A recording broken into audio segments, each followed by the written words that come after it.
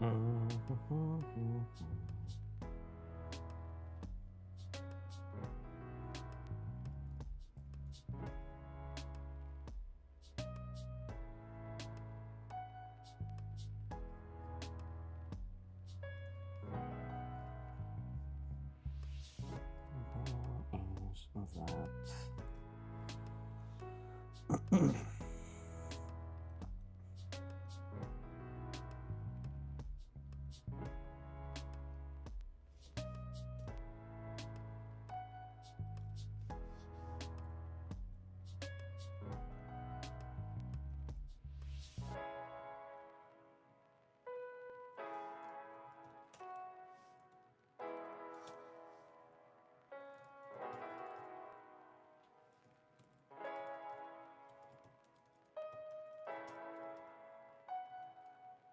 And XH-15.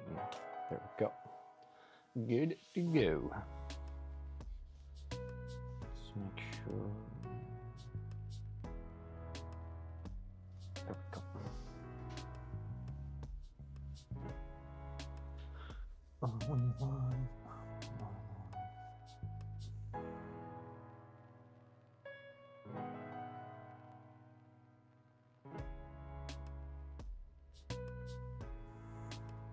Hello, hello.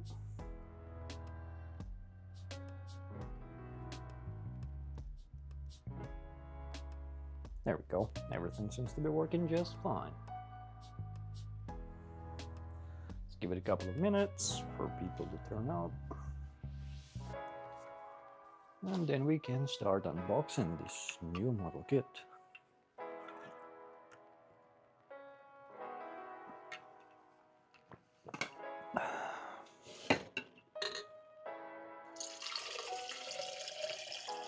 Let's get a little bit of water. Gotta stay hydrated.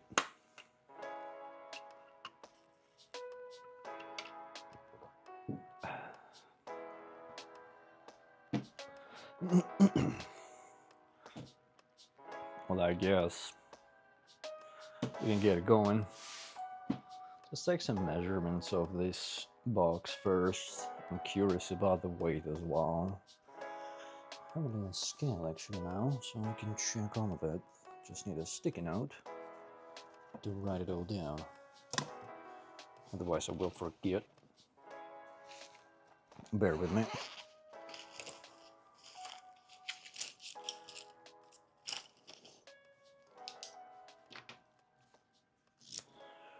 A little handy sticky note. So, MNP XH-15. Lubu. Where are my scales? There we go. Let's check how much this model kit weighs.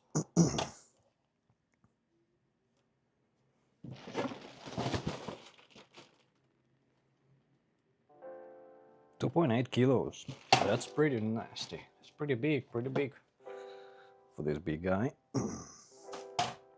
It's 2.8 kilos. And what are the dimensions of this fella? Might not be even large enough to measure it with that.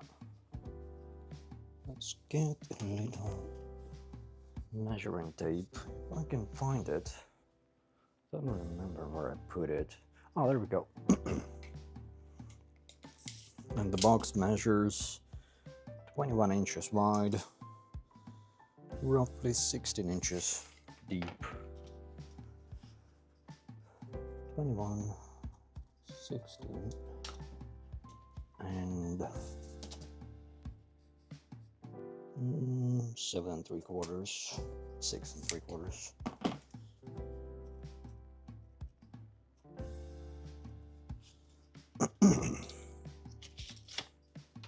Alrighty, quite a large box, perfect grade size pretty much. Not as large as PGU, of course, but still quite hefty. So let's see what we got on the inside. In terms of the externals, it seems to be pretty standard for modern nuclear. Obviously you have some model kit 3D renders. It seems to have a nice, interesting staff. Very curious to see how that works out. Was very impressed with the Molly King's staff. Seems like we also have a couple of more accessories, like long-range accessories, bow with some jets, some sort of a spear, and a big spear. Oh, I guess that would be an arrow then. Well, that's pretty cool. What else we got here? More renders. And same here. All right, let's crack it open. Quite looking forward to this build. I hope it will be as easy and straightforward as the Molly King was. Let's see. First, let's check out the manual. Seems to be standard modern nuclear stuff. Get a runner inventory, but they don't say plastic types. Presumably all of it is ABS. Then we get our usual indications of runners that you need for each section, and all sections are neatly organized. Very nice. Well, some steps seem to be actually quite involved, like assembly of hands. Almost the entire hand is in one step. Interesting. Let's see what else we got. Obviously, it seems like there isn't. Oh no, I guess there is. There isn't much of an inner frame. It seems to be very similar to what we had with Molly King. Obviously, you use pre-assembled joints, excuse me, and then you have like an inner frame imitation part here and there, and then you layer armor on top of it. So it's kind of pseudo inner frame. It works pretty well. Molly King was fairly easy to work with and very sturdy and hefty. Then we have accessories, the bow, the jets for it. Let's see. Another bow. Back shield installation, alright. Oh, interesting, okay. I think the bow option is what I will prefer. That would be quite interesting. Mecha Archer. That's my style for sure. That seems to be a standard modern nuclear stand. Yeah, even the armor layering on this stand is exactly the same that they had with Molly King. It's a pretty good stand. It's really sturdy and it's a nice design. I definitely liked that stand. I wonder if it comes... Oh yeah, it does. So it comes with these additional articulation hands. I wonder if there's only one in this. Yeah, there's only one. With Molly King we got two. Alright, nice. And no decals, which usually speeds up the process quite a bit. So, let's get on with it.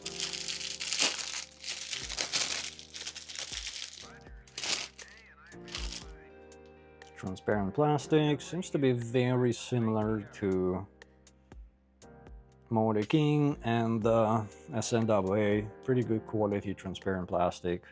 Shines through. They even pre-painted the back of some parts for extra shine. That's pretty good. Good touch. They did the same with the Molly King too. 2025. Oh, this is for the weapon, for the staff. As usual, very pointy, very sharp. Nice. Oh, that gives me Zaku vibes. Like if you ever build Zaku's real grade or master grade or perfect grade, they have a lot of repetitive parts where you assemble the tubes, like the power lines. It seems like these two pigtails, I guess, I don't know what to call them, will be the same experience roughly. Lots of repetitive parts to snap together.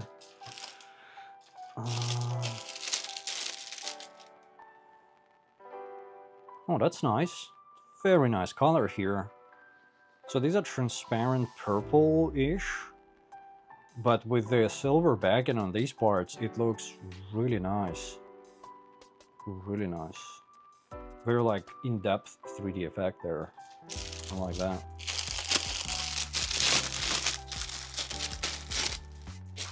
I think I made a typo in the stream title. I need to fix that real quick. Got to remove the hotbar from the title. There we go. Should be fixed now. More gold parts. One side only plated. Oh, actually both sides in some cases. Interesting, very selective. Inner frame-ish parts. This seems to be for the weapon. Oh, that's an interesting shade of, like a very subtle plating on this one, like a dull gunmetal.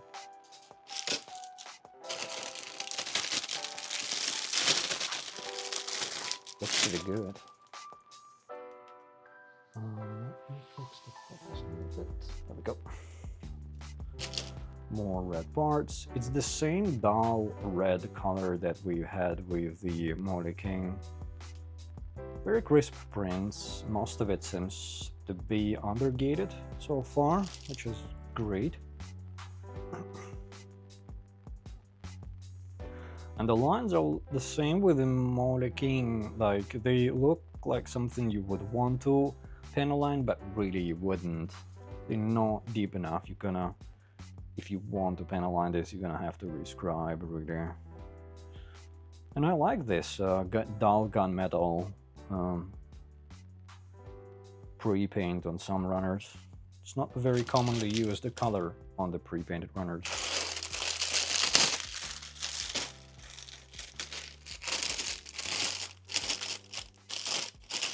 What else we got here? This seems like V-fin for the head. These remind me of dragon faces. Looks pretty cool there. These are plated on both sides pretty much. Then we have... This is the color, the entire original Thunderbolt from In Era. The entire inner frame on that kit is actually made of this color. Interesting. Kind of throwback. More gunmetal pre-painted parts. All undergated for the most part where it matters. Nice. All right.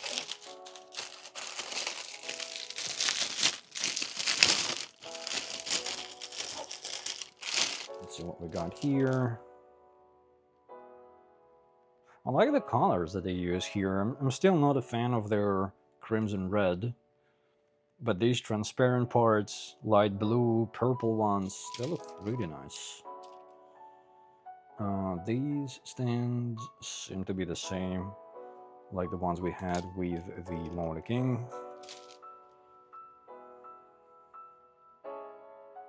Yeah, I really like this color. Looks dope.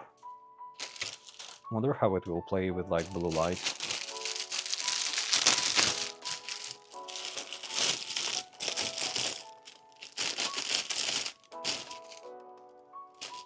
Oh, they did mirror finish on the black parts. That's a ballsy move. That is a ballsy move. Very mirrory. It's like shiny. I like that. It's cheeky. Usually what the plastic model makers resort to, they make them,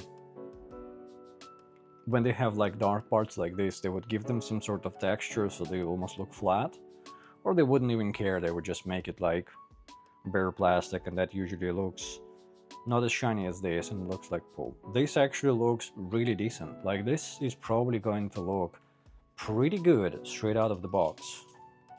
That's nice. Same here. It's like mirror finish. I wonder if it marks up easily.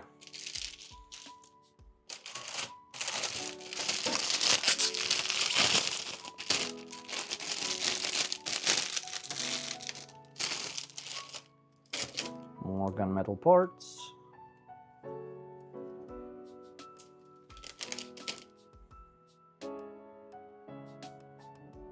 I'm quite a fan of this mirrored finish.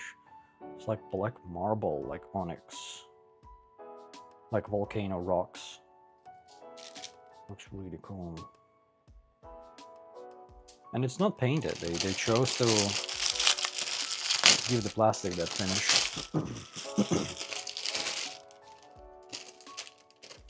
More gold parts, the same brightish shade of gold that we had with Motor King. More purple inner frame parts. Throwback to Thunderbolt.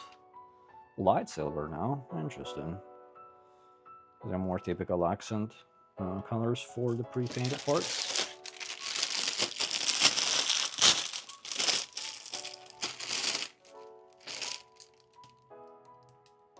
I think this kit is... yeah, we'll see.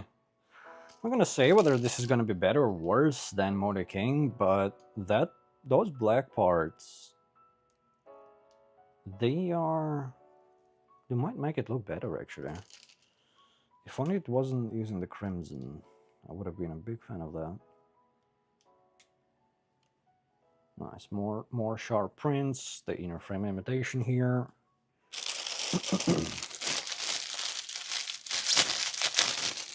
A few more runners left. What we got here? More black parts. They package them pretty well. Usually this mirror finish, it marks up very easily, usually. I don't see much damage from, like, you know, shipping just shaking around on the inside of the box. Well done, Nuclear. Modern Nuclear, well done. No, this is gonna be fun. Bunch of fingers and hands.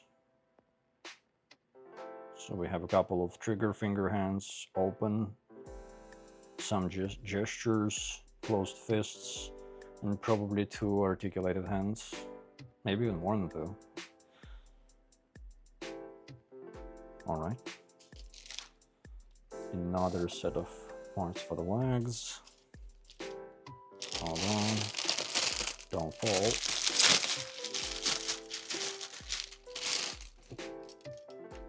More inner frame imitation. Nothing special here. It seems like the shaft of the weapon is a big plastic tube. I wonder if there is any metal inner frame for the weapon this time around.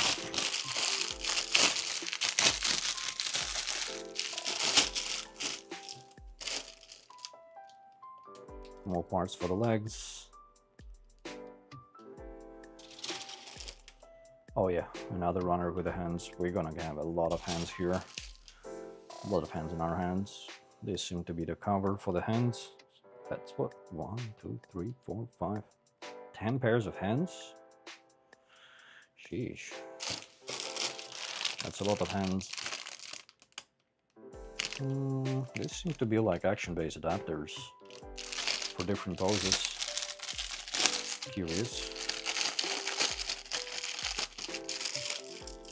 Let's see, this is the attachment to the action base. Probably for the attachment. These seem to be like sturdy adapters for the action base. Let's see, where they go.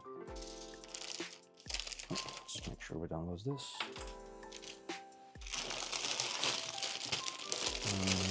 Action base crane neck assembly.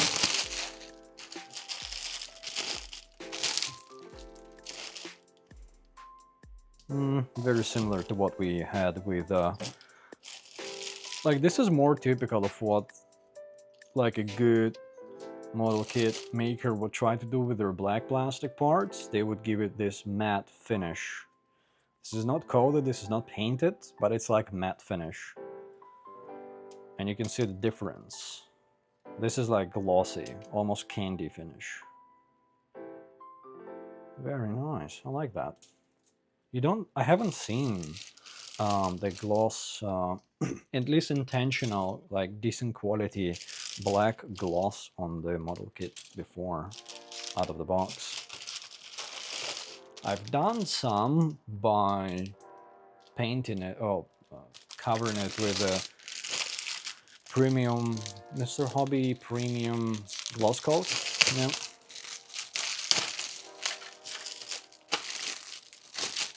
We have a very standard action base with a little opening compartment at the bottom and Motor Nuclear logo. Yep, that's the same, exactly the same one we had with modelkit. And finally, let's see the inner frame parts. Let's take these plastic bags aside. What do we have here?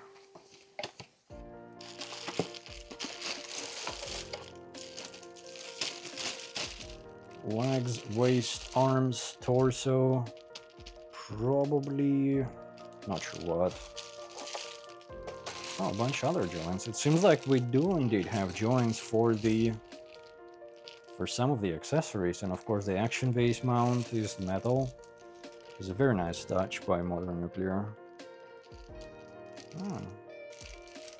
I'm not sure if any of these things are for the bowl. To be determined. All right. Let's take this off the desk, organize the runners, and get on with the build.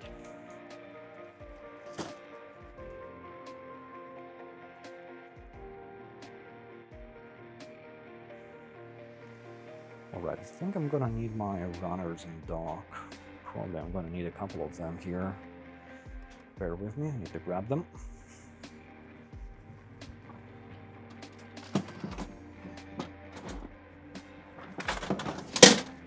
Oops. Almost dropped one of them.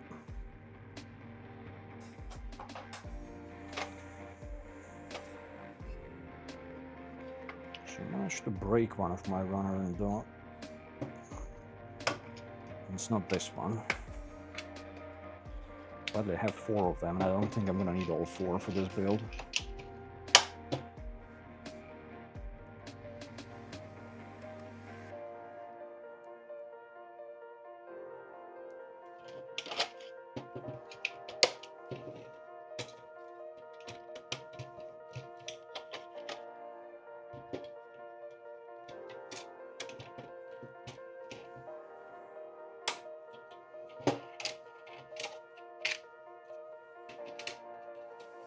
I don't think we have any super tall runners. I'm gonna assemble one of the runners in dock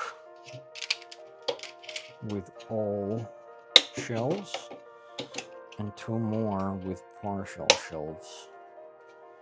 Yeah, let's do that.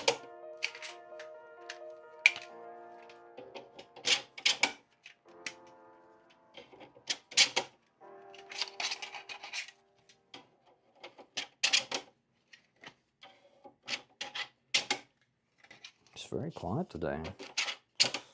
Interesting.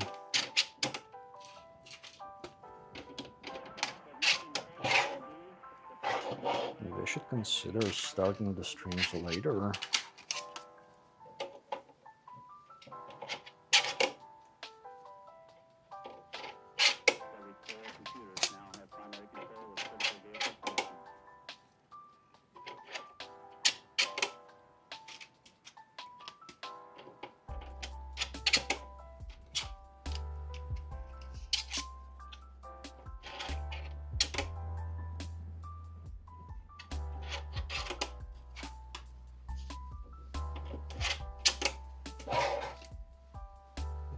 Alrighty. Well, let's stack this one up real quick.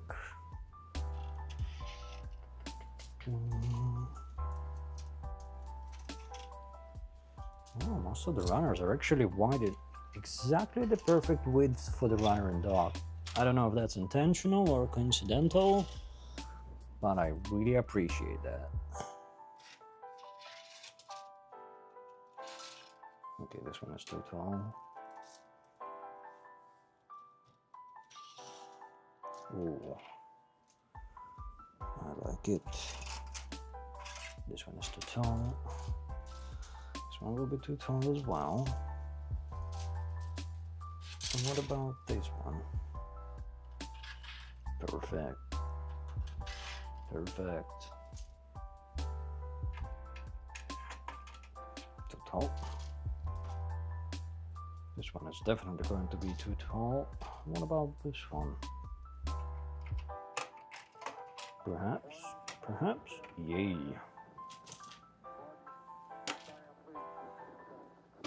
Very nice. I think, yeah, 2 more. 2 more runners in dock.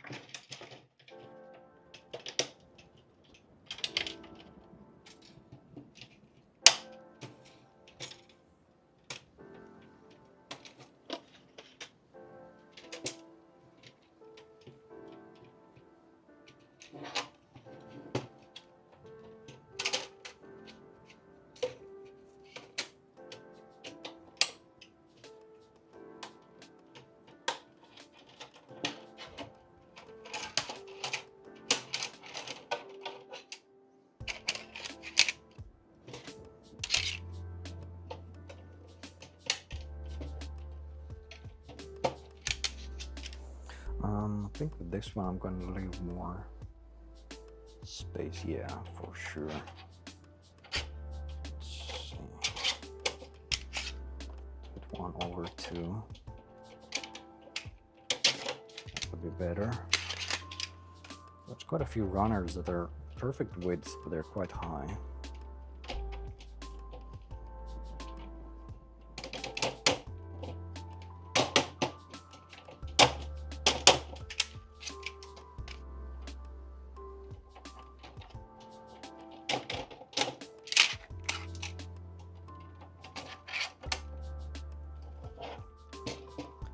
Boom.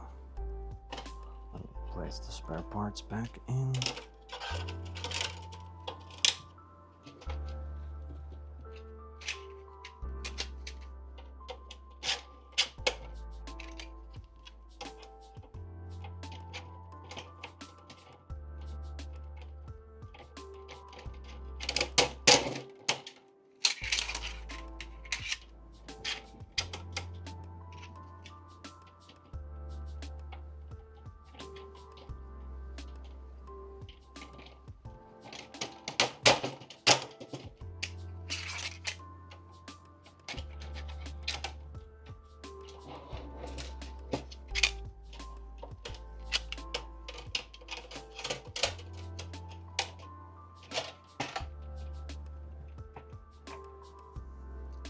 Get some of these tall boys in there. Oh, this one is actually too wide.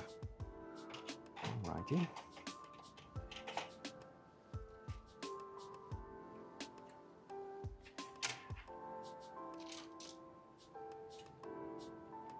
So is this one, alright?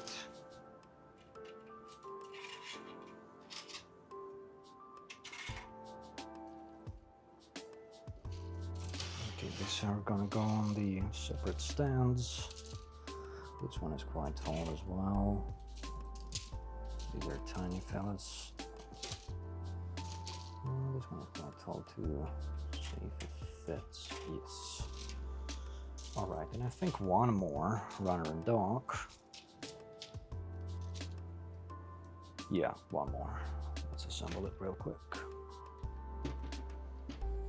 Maybe even 2 more. I already have 2 full ones.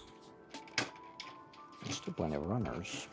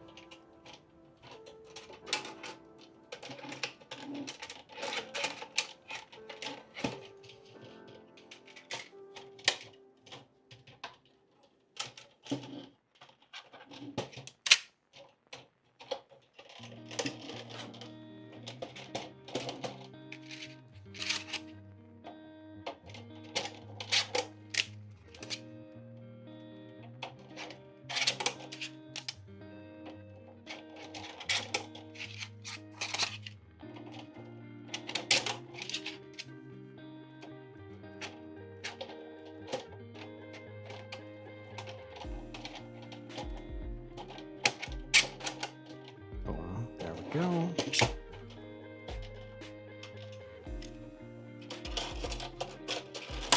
Oh no.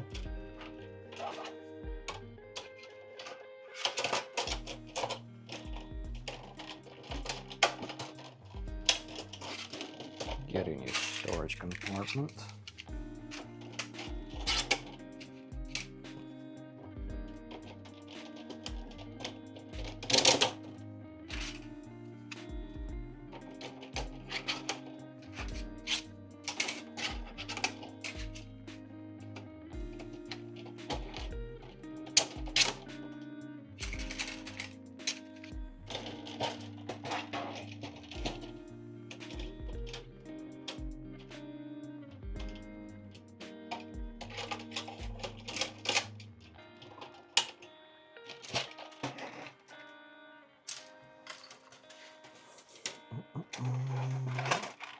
Let's put it right here. All right. I think I'm gonna assemble action base right away. So we won't put that on the runner, on a runner and dock. These fellas are gonna go here.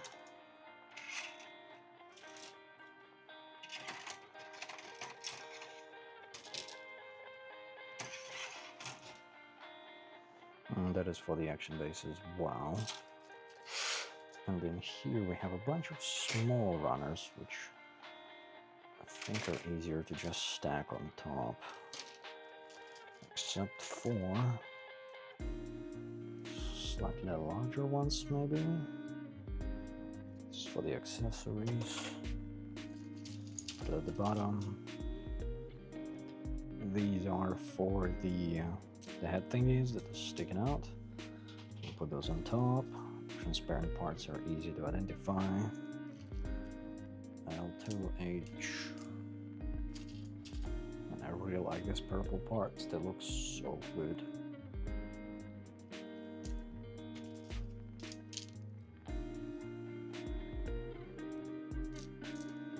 G2. Let's put all the red ones there. Silver. More for the action base. More red parts. More silver. Inner frame. Where did I have inner frame? Here. Just gonna put it right there. These don't fit in the runner. Okay, I think we're good. I'm not sure where the wire goes. I would imagine it's for the thingies that stick out of the head. The antenna. It's called antenna. Let's put this to the side.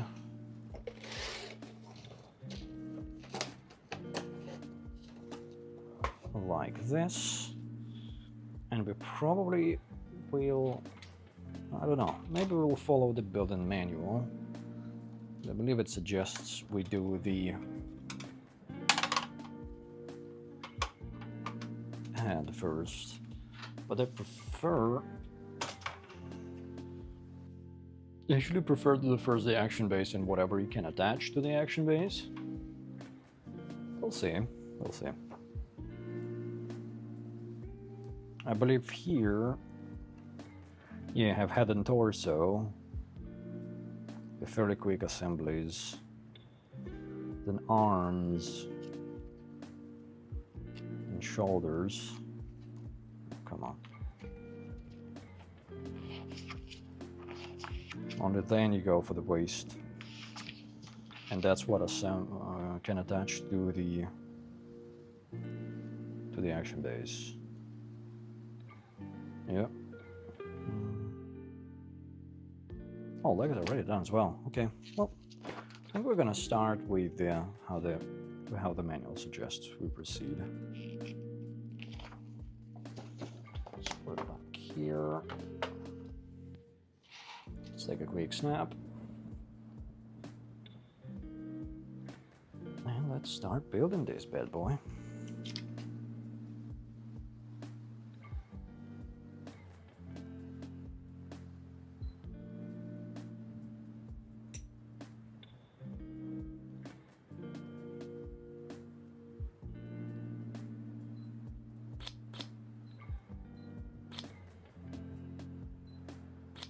Nice.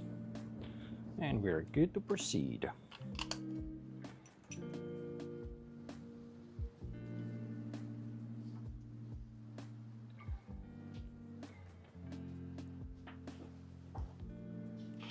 Let's see, where are my nippers?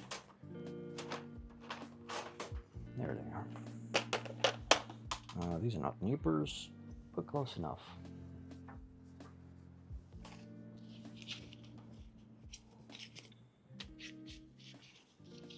Put the brush away. That was for the filming of the log arm review. These are for decals. Take these out. Part separator. Little hammer. Little knife. I don't think we're gonna need razors here. Usually Modern Nuclear is really good at that. I'm gonna put some spongers on. Get my tweezers for the finer articulation.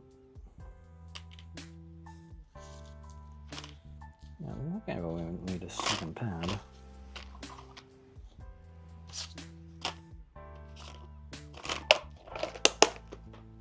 There we go. Let's get the nippers. Need this. We might need this. We definitely need this, and this, and this.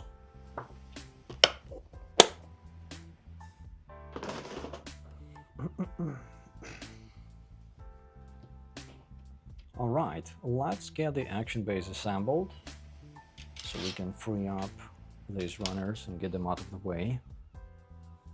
And then I think we should be able to get the head unit and maybe even the torso done today. That would be nice. That would be a good chunk of progress. For sure. Yeah. All right, let's cut them all out first.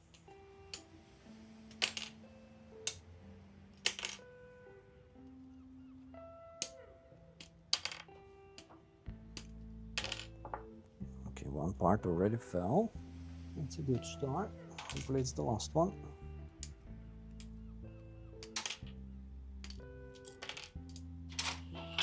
Move these out of the way a little bit.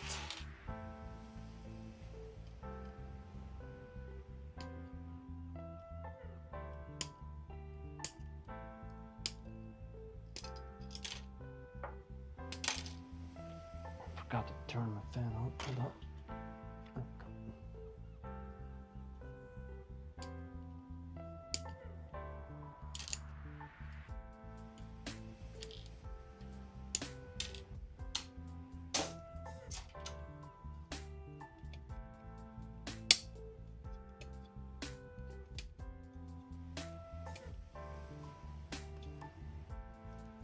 It is really quiet today.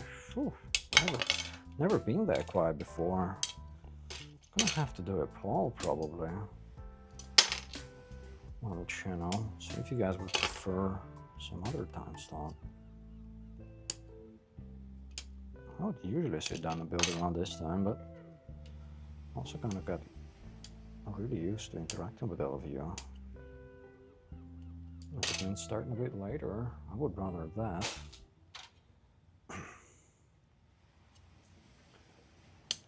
I'm speaking to myself, just having an awkward, quiet stream.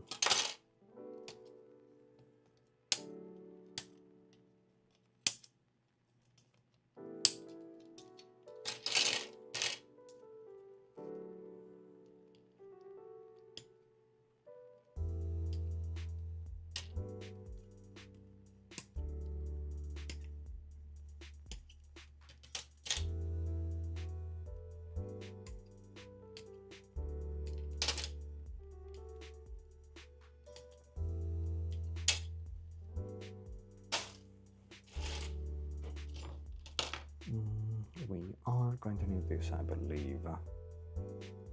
Let's go to the page where the action base is assembled and double check. I think it's somewhere at the end. There it is.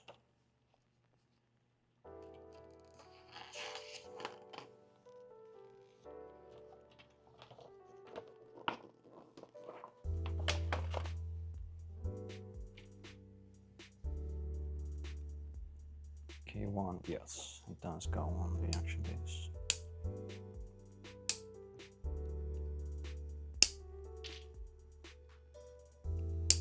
Yeah, this seems to be really sturdy POM plastic. The rest of it seems to be ABS, which is fairly typical.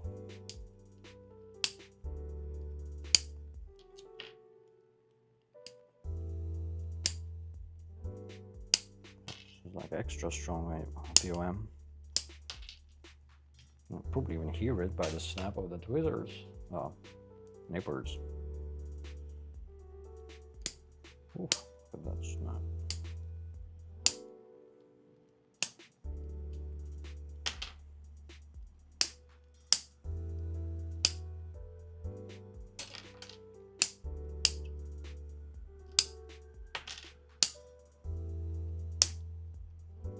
Dude. Wow.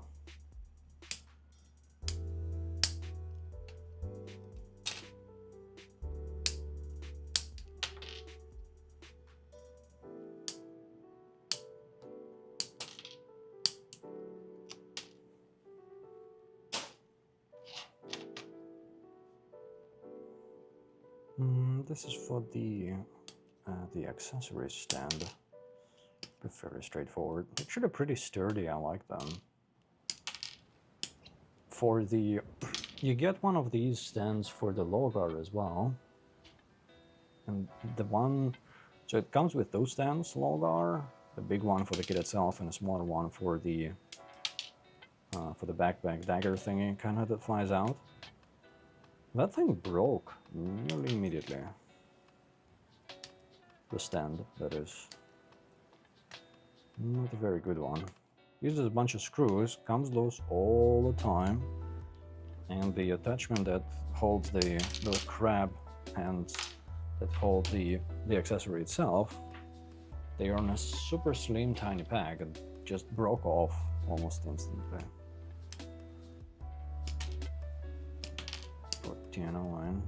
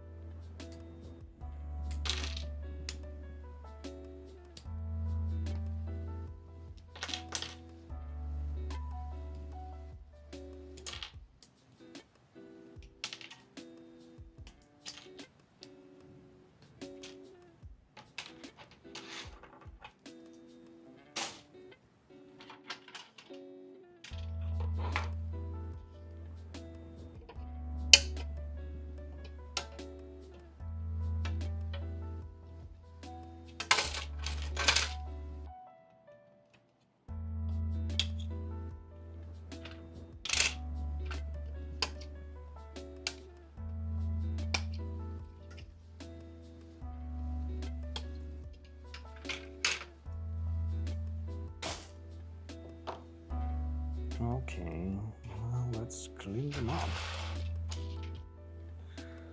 I don't think I'm gonna use my SPNs or LTNs on this because I don't think they will survive these super thick gates. Actually, I'm gonna get my PNs, which are supposed to be used on clear plastic kits, and they have thicker blades that can withstand more abuse, but still give you clean cuts. Oh yeah, for sure, that's good enough here.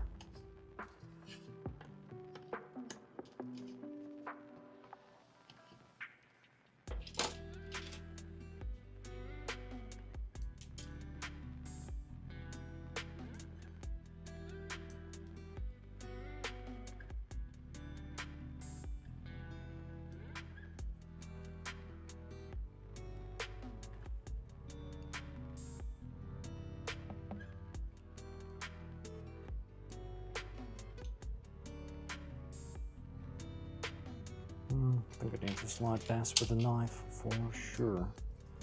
SP ends are a bit thicker. They don't give you as clean of a cut as the SP ends or LT ends, of course. But I'm not afraid to use them on these thick gates.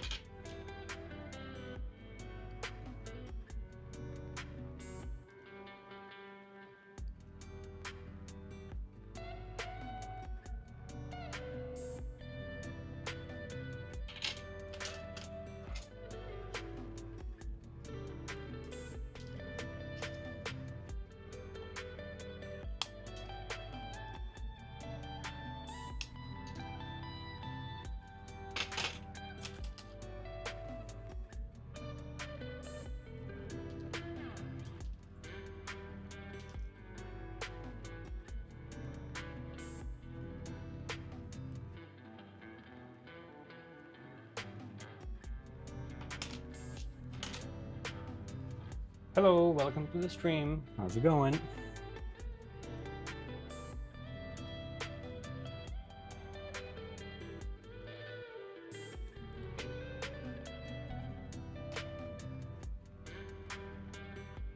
I'm just slowly starting my build on the new modern nuclear kit. M&B XH-15 low bull. So far, pretty good. Just ran through the runners and organized them. Some of them look quite interesting. My expectations for this kit are quite high. The Morty King build was extremely easy and really rewarding. And high quality as well. Where am I based? I'm in Toronto, Canada. What about yourself?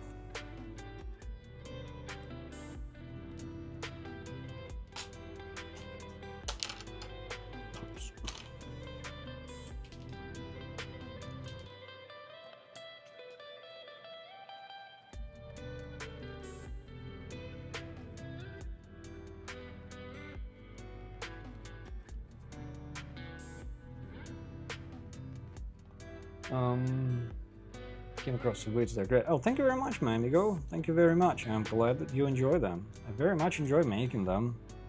There will be a new one dropping tomorrow on the channel. The kit that I've been working on for the past couple of weeks, the 160 scale Barbados. Wolf Remains Logar, technically it's called. The review for that will drop tomorrow. Long Beach, California. Ooh, I'm very jealous of your weather. Very, very jealous.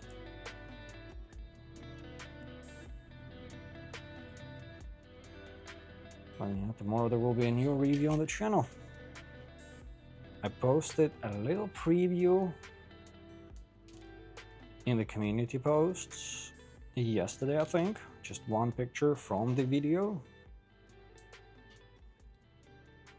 Well, let me tell you, the posing of that kit, while the inner frame is really good on 160 scale Barbados, posing the kit in general was extremely difficult. It is such a diva. It's just unbelievable. They do suggest you. I'll be on the lookout. Nice, they do like they even said it in promotional material, and it also says so on Gundam's page, that the maker suggests that you kind of work the inner frame a little bit, like the metal inner frame, before you assemble the kit, because it's extremely stiff, and it is stiff, and I did work it, and still the problem is that the armor parts are very flimsily attached to the kit. So even with the slightly loosened up, so the inner frame needs to be stiff enough to hold the weight of the kit. It's a large kit. So it only loosens up so much if you try to work it. And even if you work it, when you try to then pose it around, it's like there is nowhere to grab that kit, to apply pressure to bend the leg or something like that. Whatever you end up doing, a few parts will fall off. You have to reattach them, and it's a bit of a ball ache. Still though, it looks really good. It very much working with the Logar for the filming of the review reminded me of the Sinanju Red Comet third-party build that I did last year. That one was also fairly like good plastic quality, but lots of like minor issues with it, like gates are not really perfect, and the eventual posing of it was very challenging.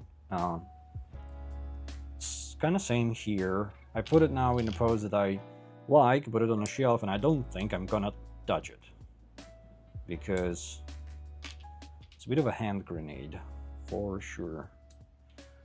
But if you have patience, you can even pose it without the action base, and it looks really mean. No, it's not sanding joints, so because the Logar, the 1/60 scale Barbados, it comes with a metal inner frame. It's very similar to what Modern Nuclear does, right? So Modern Nuclear, for example, here, they give you, well, this is for the accessories. For example, this is a leg joint, right? This is lower leg, knee, and upper leg, or the other way around, either way. And it bends, right? It's very stiff, it bends. So for the Logar, you have the same thing, but much larger, and it's extremely stiff. So the way you work it is you just bend it a couple times, like a couple dozen times. And it kind of loosens it up a little bit, but it's still gonna be pretty stiff because of the weight of the kit and stuff like that. And as you try, so when you have the full kit assembled, and let's say you wanted to pose like swinging its massive mace, you need to articulate the shoulders and maybe twist the torso a little bit and bend one leg, extend the other one. As you try to do that, there is really nothing to grab on that doesn't fall off. Like you grab the torso and you grab, let's say, the upper part of the chest to twist the torso a little bit, the side armors are gonna fall off. So you have to like grab it very cautiously, or the cockpit opens up and can also fall off. Then as you try to articulate the legs, most likely the waist part will fall off. So because they're attached fine, but it's just that kit looks really good. Break it in, exactly. Yeah, exactly. Break it in, work it in, you know, but you know what I mean. And they're also out of the box, at least for my copy, they were quite well lubricated, I guess, because they felt a bit oily. That was interesting. But they're not rusty, nothing like that. And they even went an extra mile to where it appears that at the factory they cut out some of the parts from the runners and pre-assembled them onto the metal inner frame. I don't know why, but you can clearly see that on the runners there are some missing parts, and at first I thought that I had missing parts, but then I noticed that they were actually like already put where the manual expects them to be. Bit of a weird choice on their part. They also printed some runners twice because allegedly the original print of the runner was bad. Like there were some missing like details to the parts that you need to attach the parts to the kit, but they give you both runners in the box. It's like a bit disorganized. I don't know even how to put it correctly. It's like they thought about it last second and they just chucked in some things in the box. Like, oh, let's make sure they have spare parts. Or we might have messed up here, let's give them an extra runner and hopefully that will be enough. Something like that.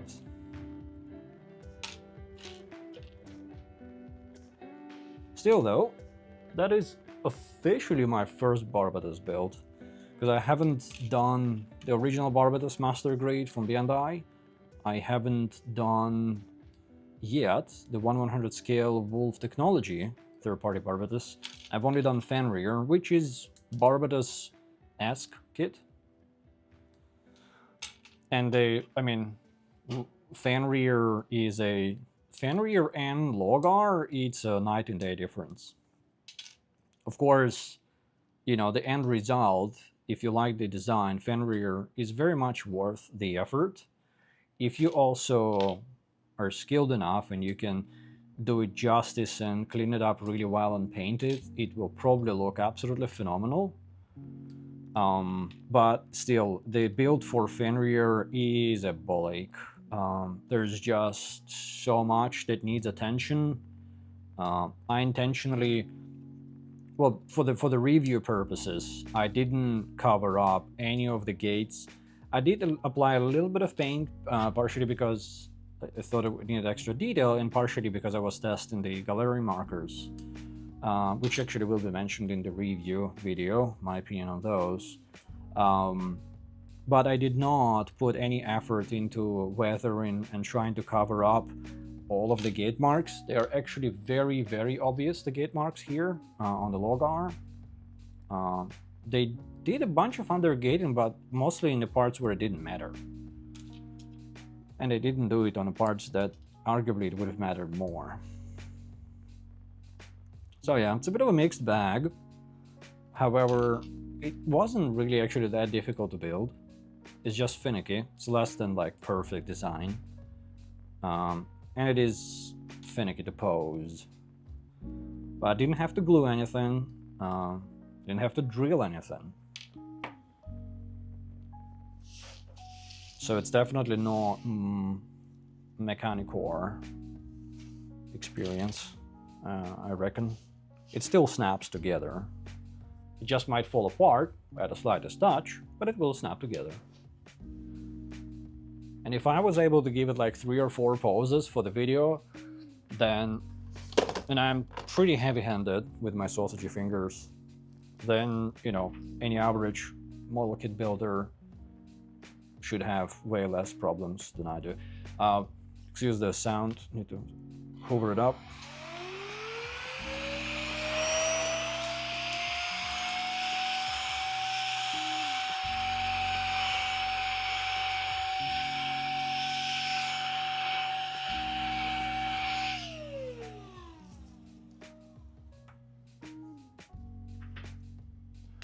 Thanks for the tip. I'll be looking out for that when I do get the Fenrir. Fenrir is phenomenal, dude. Fenrir is really easy build. Absolutely amazing experience. If you've seen my review of it, if you haven't, consider checking it out. I also have a time-lapse build already posted for Fenrir. Fenrir is, it's one of the best kits I've ever done. I mean, in Era always delivers big time, but they kind of exceeded expectations this time around. Just phenomenal. Fenrir is awesome. And I have actually a shot comparing Logar and Fenrir model kit sizes. So that will be in the review as well. Hold on, my watch somehow unbuckled.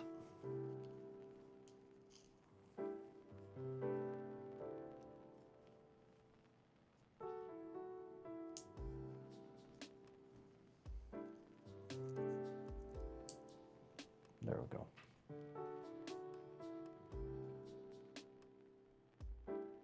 Yeah, Fenrir is awesome. It just recently left my work desk. I couldn't bear to kind of put it on a shelf and just leave it alone. I kept kind of looking at it every day, put it on my work desk, and kept changing the poses. It's just, there's so much in Fenrir, and it's so easy to work with in terms of posing. Lovely kit, really good kit. So far, I think about the kits I've done this year. What did I start with? Technically, I started with the PGR X-72. Then I think I did PGU New Gundam. Then there was Modern Nuclear modelkit, either before or after that. Then there was Fenrir, now Logar, and now we're doing Lubu.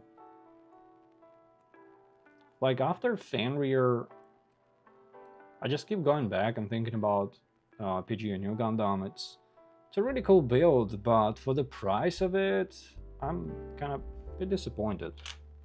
Still am. It's not a kit I wanna, like, I like looking at it, still in a quick look, and I'll definitely revisit it when my LED kits arrive for it. I've bought both, the one from Cosmos and from Unicorn Art, to compare which one is better. Curious to see, actually, because I have never tried Unicorn Art LEDs. I know that they did one for RX-72 PGU Gundam, but that one was like heavy modification kit. For the PGU New, it seems to be a more lightweight, straightforward kit. And Cosmos obviously always makes really good LED kits. So we'll see. So I'll be revisiting the PGU New then. But still, like, looking at it, I have it in a pretty like prominent spot in my collection. It's, yeah, I don't know. Just the action base, it really irritates me. The fact that it uses an old school Unicorn action base with a shorty adapter to support the funnels. I don't know, man. I don't know. They kind of chipped out on that. They should have made a dedicated action base for it.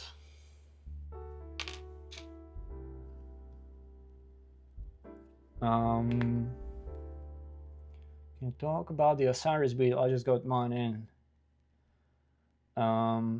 For sure, yeah. I mean, Osiris. I also made a video about it. I think it was last fall. There is both the review and the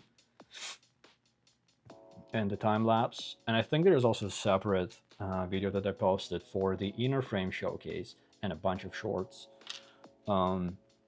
It's really cool build, Osiris. It is pretty complicated build because technically it is 1/100 scale, I believe, but they put easily a perfect grade size worth of parts in there. So it is like a really intricate inner frame. Then they layer detail on the inner frame like MGX would do, and then they layer armor on top of that. And then obviously you do the wings, the bell peppers. And it's also extremely thick because they prioritized like thickness over, you know, proportionality, I guess. It's very stocky build eventually.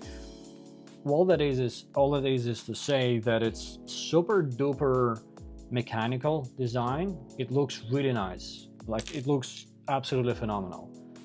Especially if you've ever seen in person like Metal Structure Sazabi or New Gundam, the Bandai's super duper expensive metal structures. They are like extremely realistic, and Osiris is pretty much that, but you get to assemble it yourself, and it's slightly smaller scale. And obviously, to me, if you want it to look exactly like metal structure, you're gonna have to do a lot of painting. However, I don't paint. I didn't even top coat it. But I did apply all of its decals onto it, and that gave it a lot of more detail. And I also panel lined and detailed up with markers the base. And the base is really cool. Base actually has a lot of detail molded into it that you can kind of bring up with panel liners and the markers, or paint otherwise. And the kit pretty much needs its action base. it struggles to kind of stand up. If you disconnect the quad wings, then it's much easier to work with, but obviously quad wings are kind of the staple there. And the action base is done very smartly to where the neck on the action base is like short enough to just kind of support the kit standing up right. Then while the assembly is fairly easy, and you might actually even choose to stop at the inner frame because it looks phenomenal. The inner frame looks absolutely amazing on that kit. Even like assembling the inner frame and the bell peppers and just splitting all of that together, I was just absolutely taken aback by it. I shot an entire video about that.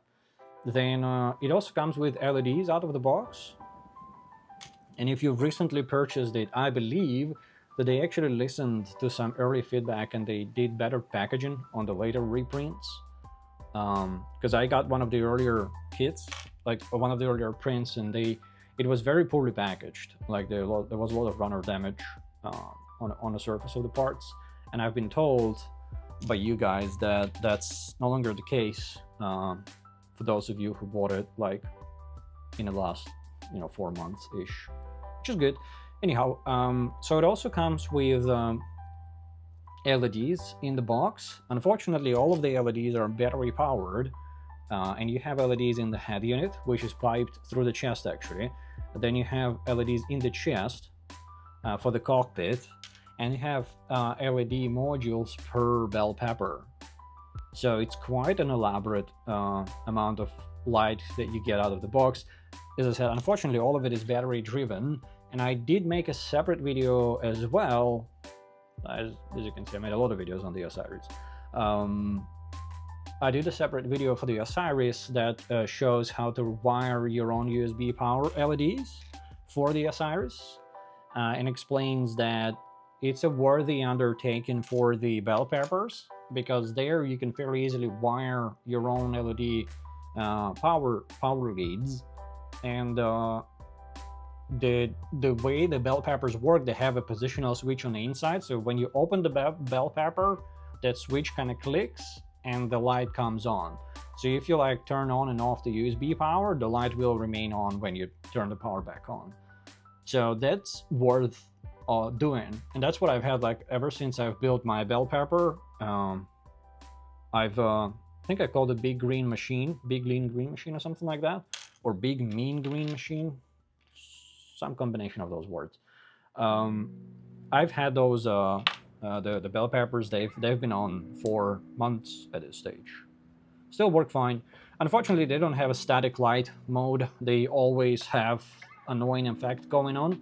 But even worse, for the main chest unit, the LED, it is actually activated through a button press that you press on the head and the chin presses the button, and that activates the LED. And unfortunately, if you turn the power source on and off, it doesn't stay on. I don't know electronics well enough to modify the PCB that's included there to make it always on.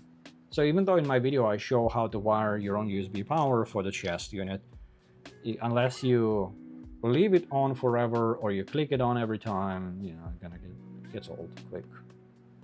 With that being said, it's still, I don't know, that kit is special. That kit is absolutely special. For me, Osiris is on the same like S+ tier that is reserved for the likes of Sky Defender, the Monument Repair Type Dalgis, the original one. I haven't done the EX yet. Fenrir potentially is in the same bracket, still undecided.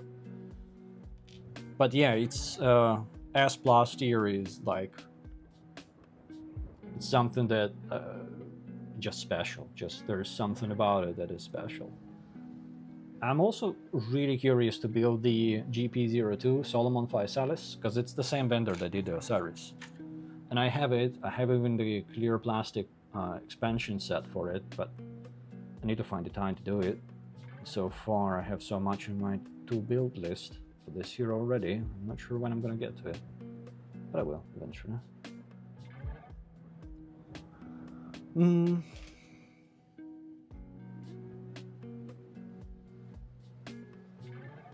I know what you mean. I leave my last build on desk while I work on it. Yeah, exactly. I have like a little shelf on my work desk where I put whatever is the last kit or figure that I've put on a channel. So it constantly rotates.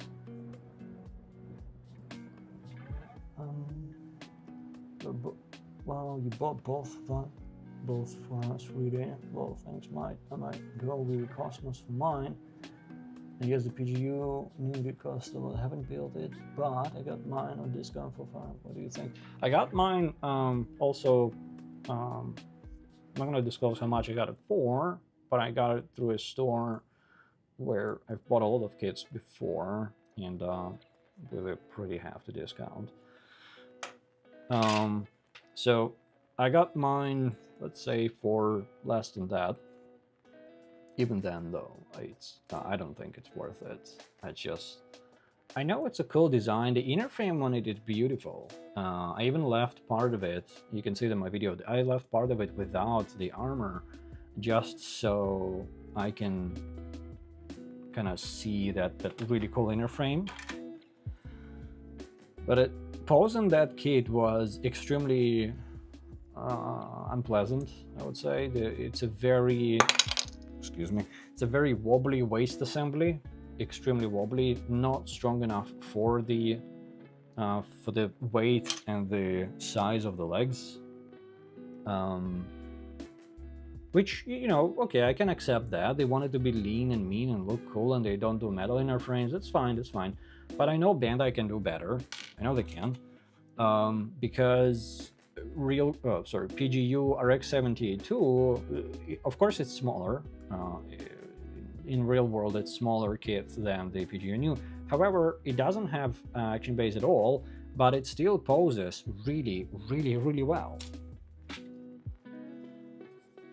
And I would have probably forgiven them for weak inner frame had they designed a dedicated action base for PGU new, something that is fresh, something that is custom, something that accounts for fin funnels and maybe even comes with additional kind of arms to articulate the fin funnels and pose them around the kit. So like the Verka, for example, I don't remember if it's new or high new Verka. They come with Anaheim Electronics logo, I believe, as a base, a really cool neck, and additional arms that hold the fin funnels. Like, that's what I expected from PGU New Gundam. I expected a really cool kit, of course, but I also expected the accessories to follow. So I would say, as it stands, and I was actually talking to a friend earlier today, and to be honest, it might be, of course, you know, I might be too negative on it. Maybe I'm spoiled by now. Nevertheless, if not for the channel, for the review, if not for the fact that, you know, I got it at a really heavy discount, I would not be willing to pay for that kit more than 500 Canadian. So that would be, I don't know what, 300 US. It's a lot of plastic. It's really cool, but at the same time, it's I do not know. Like, they didn't put the necessary amount of effort into parts that would have made it a pleasant experience. They put a lot of effort into like detail, and I very much appreciate that. As I said, the inner frame is really, really, really, really good. The armor is also really good. To be honest, nobody expected them to include the LEDs for free. But even buying their LEDs for 200 bucks Canadian, like, I would never do that. Why would you? They don't have always on mode, they don't have USB power. It's the same lazy old LED setup. And that's kind of what infuriates me, because I see what... I mean, they can do really cool stuff when they want. Real Grade 2.0 X-72 is just phenomenal. It's a really good build, and there's so much cool intricacy in the inner frame, and it poses very well. And the third party are absolutely busting their asses to give us better value, include more accessories and stuff like that. So when I have a chance to build something like Modern Nuclear, Morley King, or Fenrir from Inera, or some other Fenrir Inera kit, and then I build what is supposedly the best kit the Bandai can make at the moment, like the Pinnacle of Gunpla, I was a bit underwhelmed.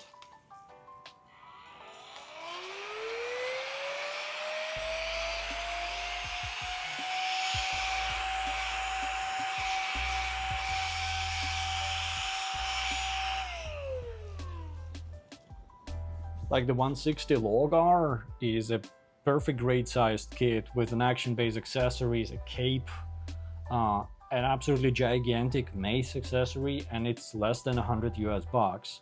And there was zero expectation of it to be any good. The expectation was it's probably going to be a pain in the ass, it's going to be a hand grenade, hopefully there are not too many serious issues with it, and there weren't. And I was like, all right, great, you know, I knew what I was in for. But having built the PGE or X72 as well, oh my god, I was really expecting PGE New to be like a next step up. And PGE or X72 doesn't even have an action base. It doesn't even include a Mega Bazooka, which I had to buy a DDB third-party Mega Bazooka separately and try to make it fit with the rest of the kit without applying any paint. So the PGE line so far is super expensive. The first one didn't have an action base. Second one has an action base that was used on unicorns forever. So it's like, I don't know, you know. The LEDs cost 200 bucks Canadian. Then whenever they finally release the clear armor set, which I will definitely buy, will probably also cost a couple of $100. The design is still cool. It looks nice. I'm really glad I didn't go with the Verka proportions there, because I'm personally not a fan of the MG Verkas, Neo and High New Gundams. I like the real grade versions. And the fin funnels are really cool. They have so much detail in the fin funnels. They look absolutely phenomenal. It's just the minor things there. They kind of pile up. They would be excused in a, you know, cheaper, smaller kit. But this is PGU after all. This is 500 bucks after all. And now seeing like some of the stores, at least in Canada, it's just available. It's already actually on sale in some stores that I checked. And I'm not surprised. Obviously it's an expensive kit, so it's not gonna fly off the shelves very easily, but at the same time, I'm not sure if it's worth it. I have to really, really like it. I'm being very negative. I still was quite positive about it in my review though. As a builder, as a plastic addict, I enjoyed it very much. And filming it was really cool.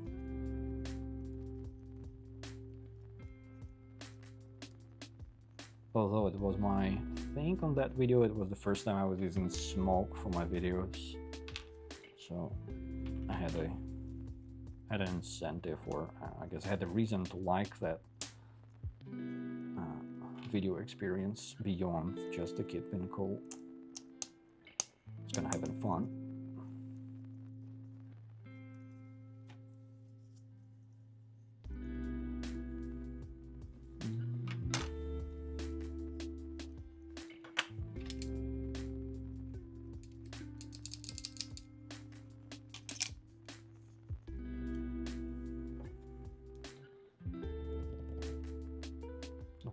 Where is that?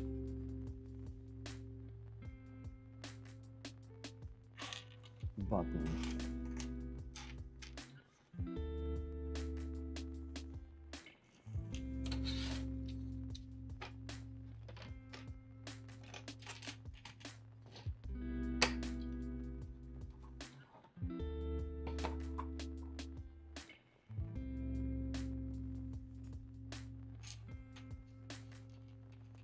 Ah, there it is.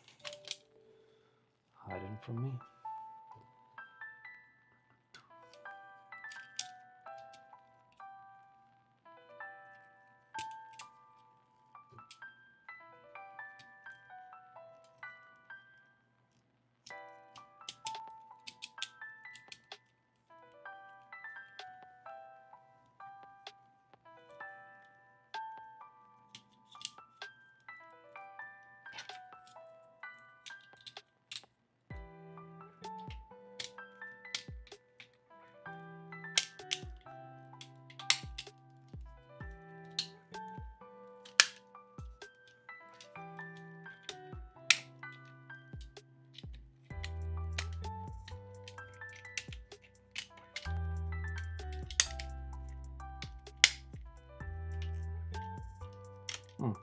Don't think I inserted that part correctly. Did I? Supposedly I did. Okay. Let's see. There we go. Oh yeah. Good stuff.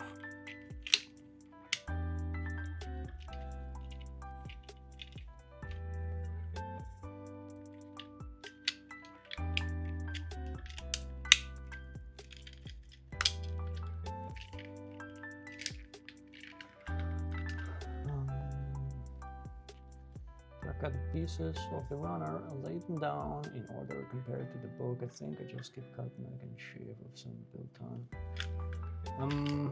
That's what I do for the most part for the last few builds. If the runner, if the guide is similar to what this guide looks like, so this guide tells you which part you're building and which runners you need for the part. It doesn't seem to tell you, like indicate whether you're going to use the full runner or only parts of it. I think modern nuclear tends to separate their parts into a lot of smaller runners. So if the number is mentioned, you just cut out the entire runner. But I just do that. I cut out all the parts for the stage, lay them out like this, clean them up, and then I assemble the part.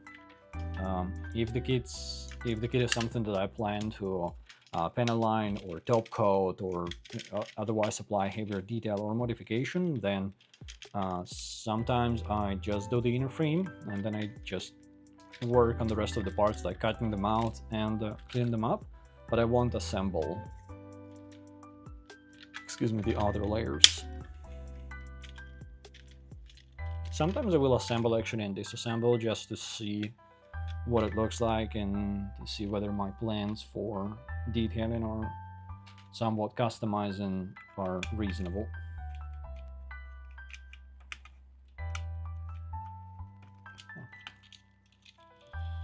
But it's been a long while since I did like cut out one single part, like look at the step, cut out one like set of parts for the step, juggle a bunch of runners, and then go into the next step. I think it's quite time consuming doing it that way. This is also time consuming, but this is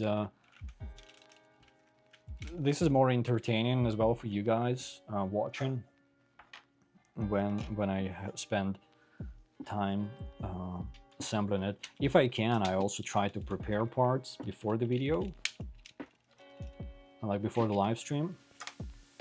However, I just didn't have time this week to do that. I actually finished filming the Logar review like an hour before the stream, so I only had time to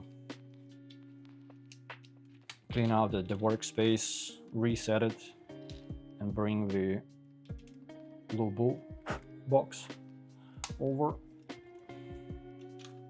So really no time before the stream to prep the parts.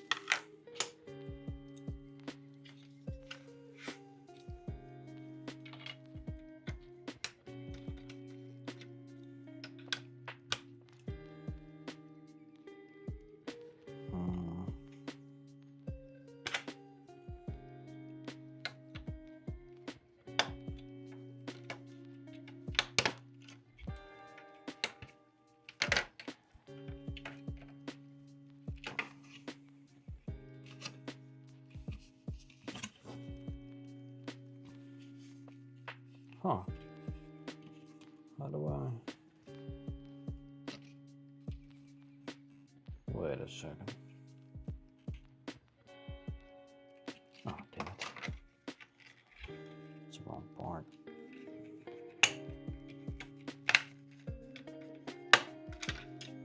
I need to do it with these guys first.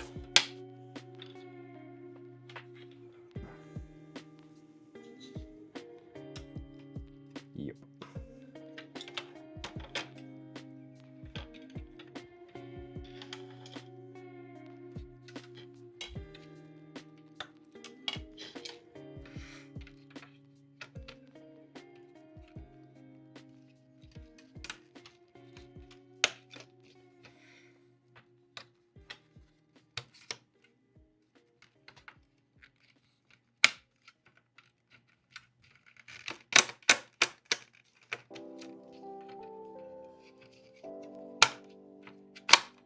All right, that's the right side.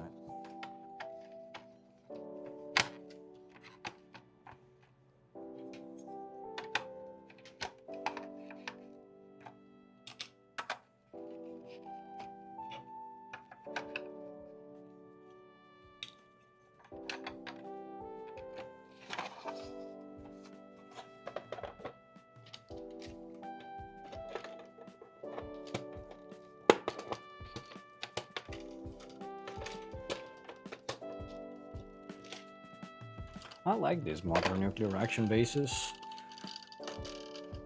Feel like the in-eras action bases, which are pretty cool. Would almost consider buying them separately for other kits.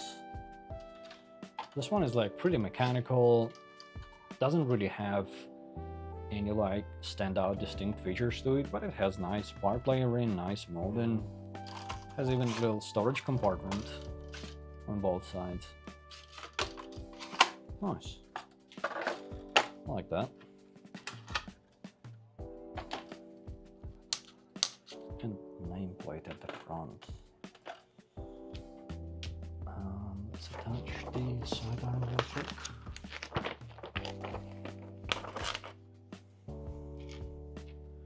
What do we have here? They're all the same.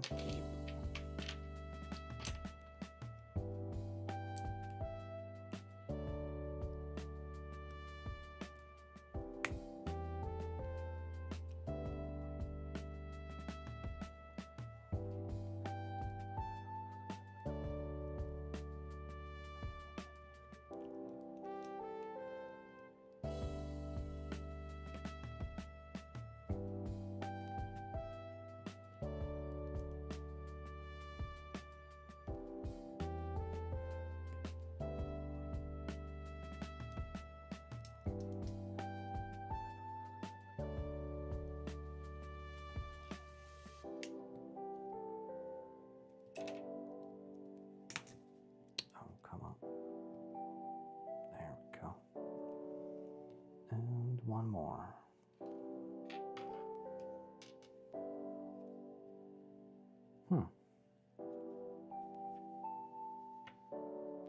But they don't have another connector. Okay, maybe to spare.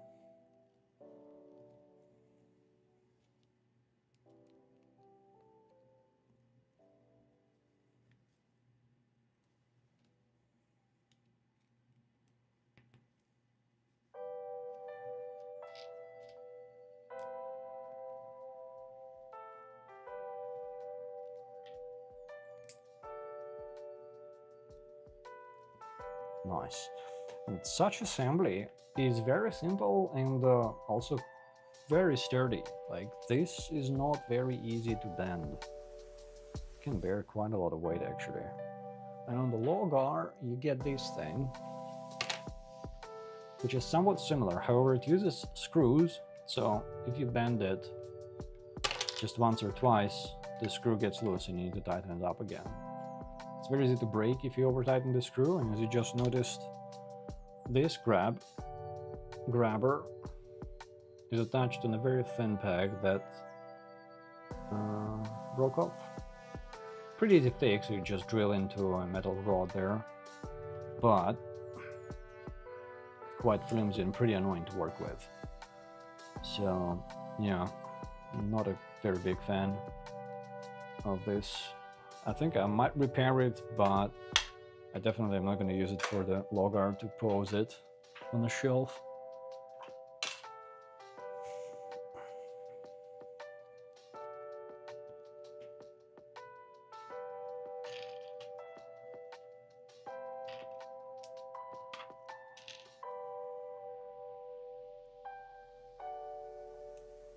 You can buy them separately. Which ones? The one, this one?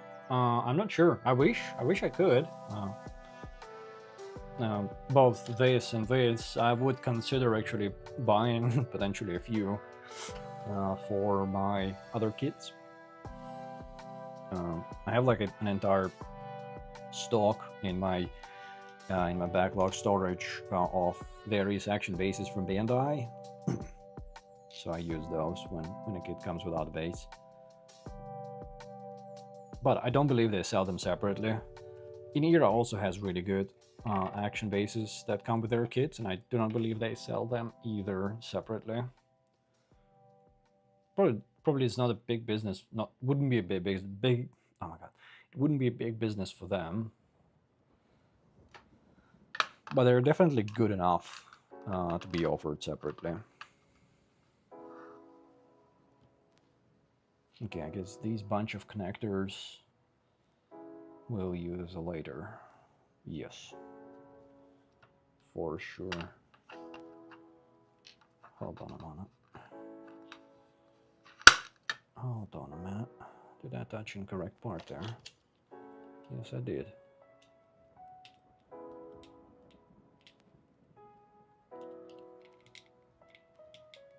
Try to remove it very carefully.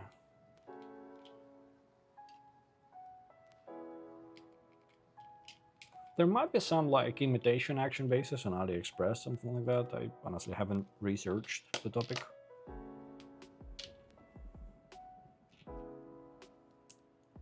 Because kits like Fenrir, they can easily be posed without action bases, I tend to reuse them.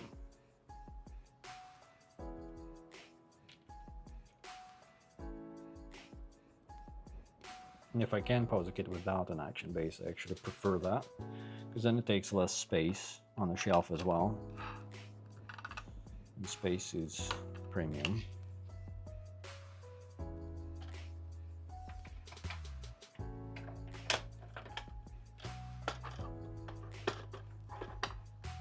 There we go.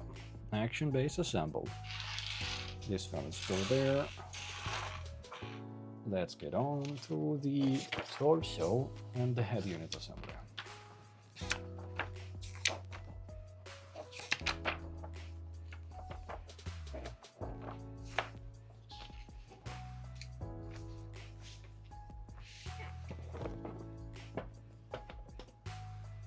A1, B1. Let's find all the runners.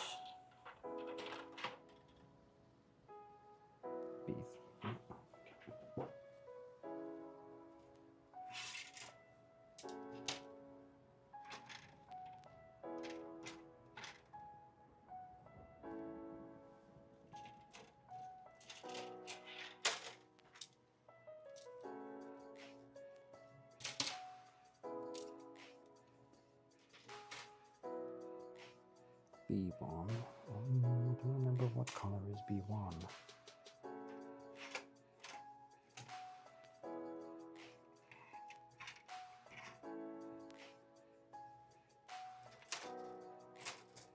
It's not red.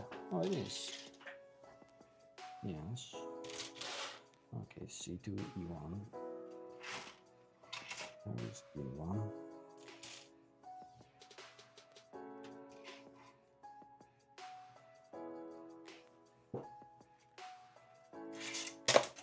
Oops, C2.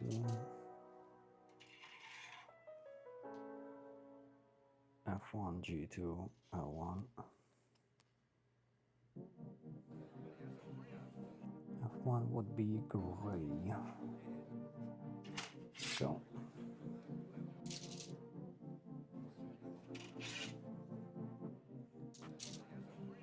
L1, think that is transparent.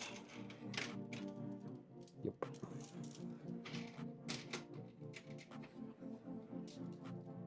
And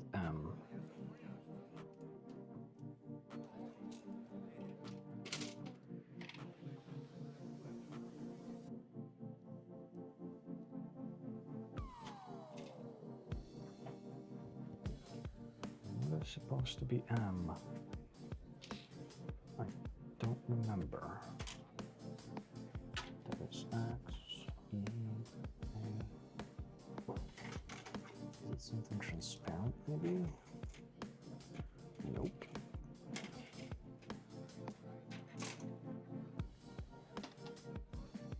Transparent blue, purple. So it is transparent, okay.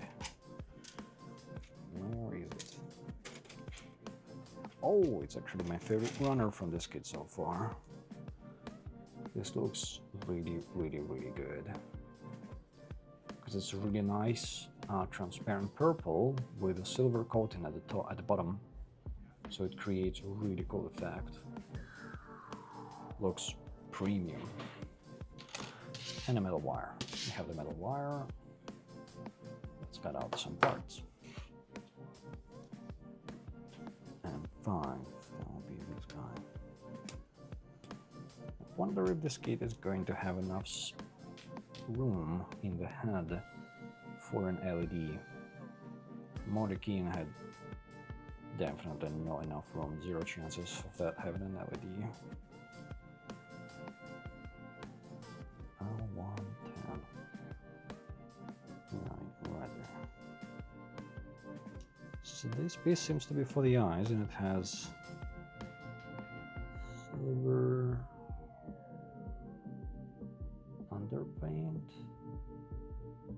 Ah yeah, it has it's transparent on the inside, but actually on the outside it has metallic silver paint. I don't think that's gonna shine through.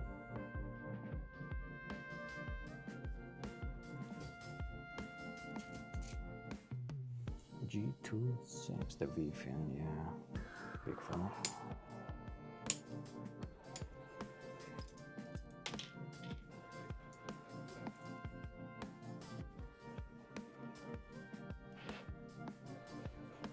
They have F1 4.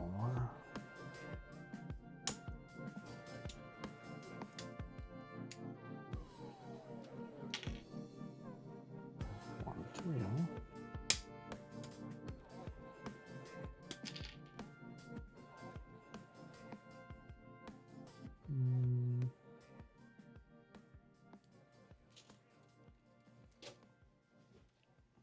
What we have from C2, 8.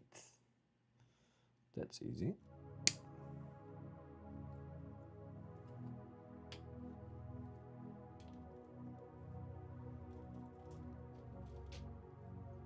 E1, 11, 12. Some inner frame parts. Right here.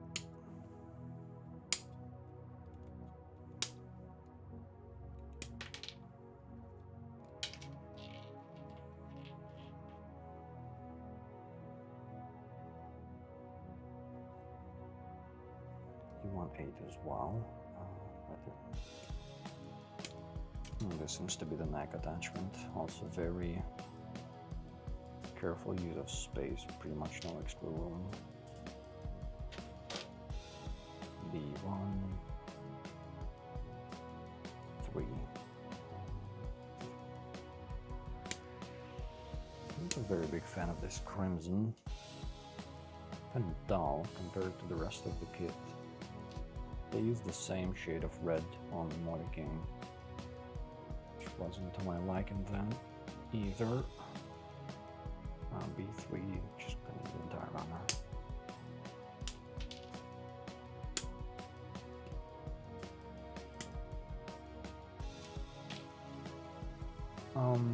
I have not done any resin conversion kits. Quite frankly, I don't have the skill for it. I thought of doing one.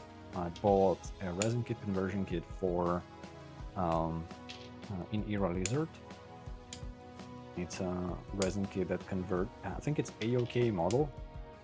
It's a resin kit that converts it into a red Kshatriya. However, when I opened it up, I realized how much. So it's not so much that I think if I wanted to, if I really wanted to, and I spent dedicated time, I could probably do it. However, I don't paint kits. I don't have an airbrush set up. It's just not something I'm doing at the moment. Maybe in the future I'll start painting my kits. For now, I limit painting to like doing some brush work, training on the pilot figures, and doing detailing with markers and some paints and stuff like that. So I don't fully paint and recolor the kits that I build. And if you want to do the resin kit, you have to do that. Plus, working with resin also has risks. You have to wear a respirator, an appropriate mask, because resin, you will need to clean it up a lot, like sand it and paint and glue and whatever. All of that is very bad vapors and toxic material. So, and time. At the moment, my channel is mostly focused on, out of the box minimum customization build, or the customization that is very easy to do, and I do guides for that. When you dip your toes into the resin world, it's like professional building pretty much at that stage. You need to be way more skillful than I currently am. It's also a completely different time commitment, which I simply would not be able to afford at this stage. If this thing ever becomes my main gig, like making content, maybe. But with my current pace, it sometimes takes me a month to build a kit. If I was doing a resin for the same kit, it would be like half a year work.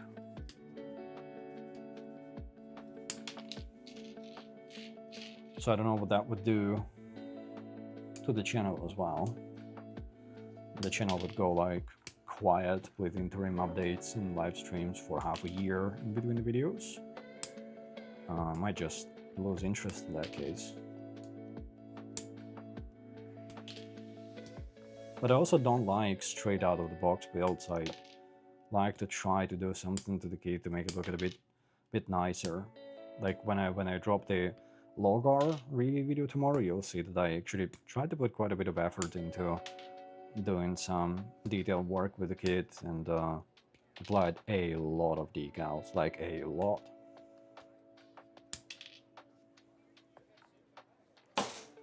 I think there are like levels of commitment or involvement, and resin is definitely at the top. Like if you're doing resin, you're pretty much doing, custom work. Like I use PLA plastic and all of that stuff. I might work my way up to it eventually.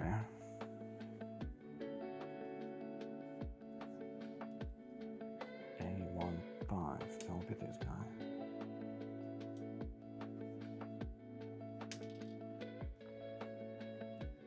A15,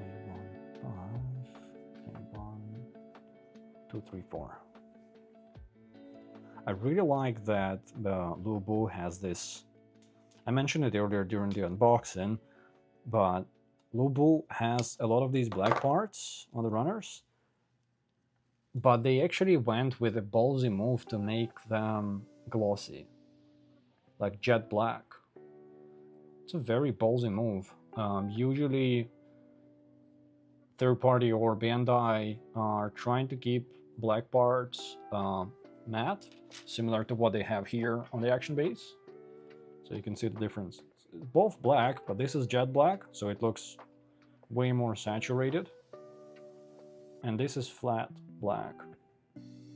This is much riskier to do because usually scratches are more visible on plastic like that. But it looks really dope.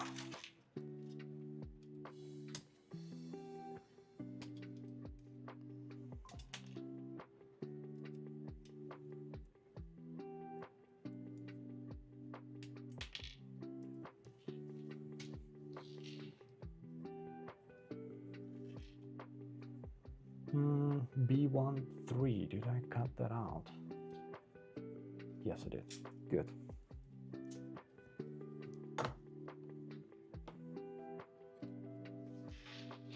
Hello, welcome to the stream. How's the build so far? Well, pretty much kicking out. Hey Gundam Nut, how's it going? Thank you for joining. Yeah, doing pretty good.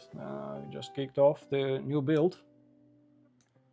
Modern Nuclear MNP XH-15. So far, quite impressed. I mean, the expectations for Modern Nuclear is to have really good plastic quality, obviously. Really good fit. So far, all we've done is unbox all of that stuff, because there's a lot of runners.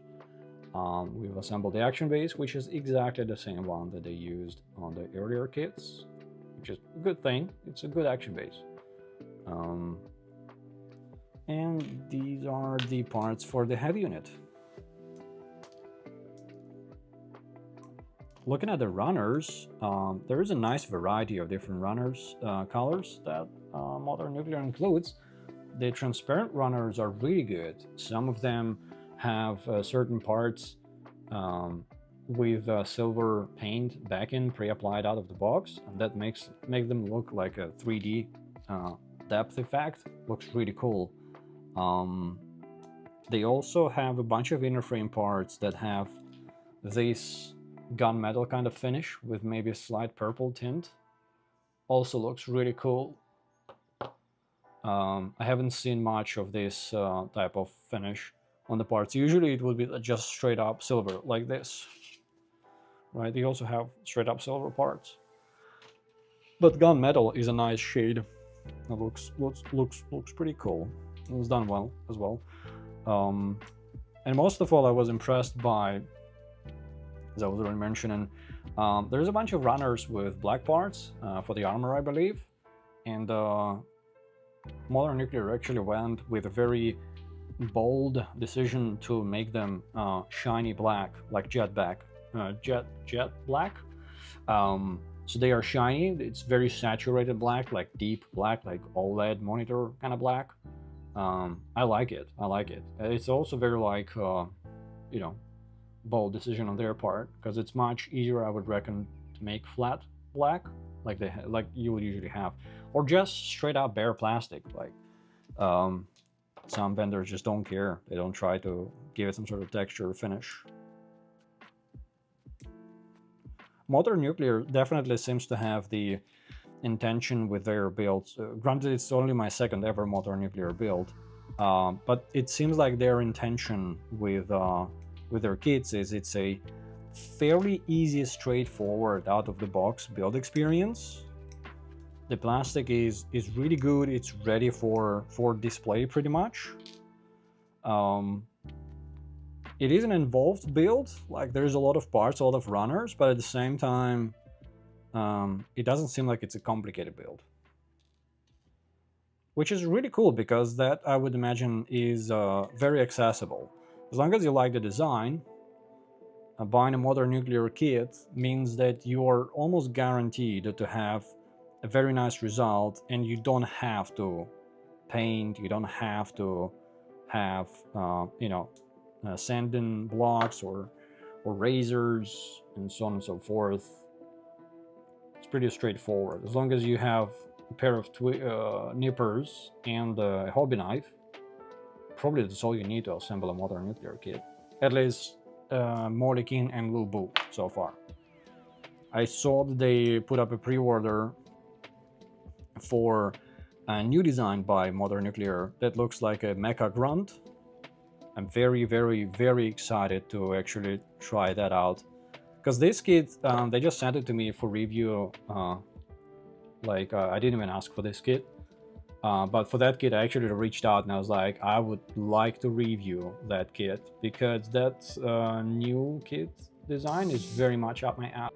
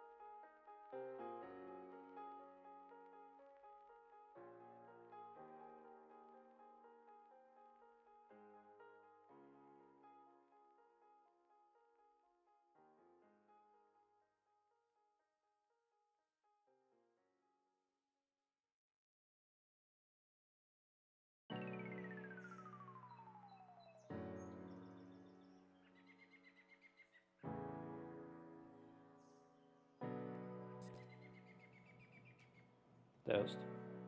I think my microphone died. I'm not sure how long ago it died, actually. Damn, I didn't even realize. Let me know when I went silent. But I just kept on rambling for a good while before I realized that my microphone is dead. Damn, I don't know why it died. Maybe I forgot to charge it. It's better to have a spare.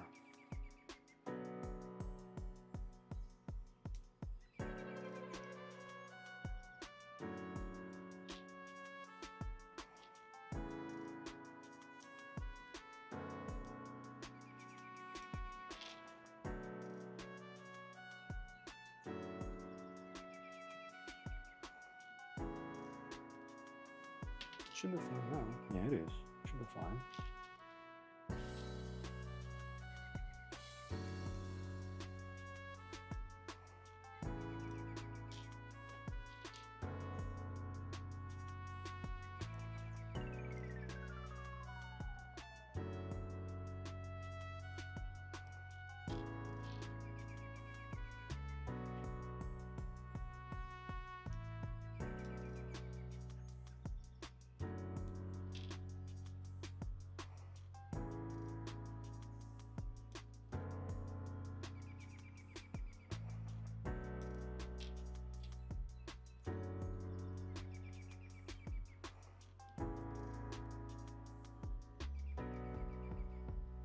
How was that?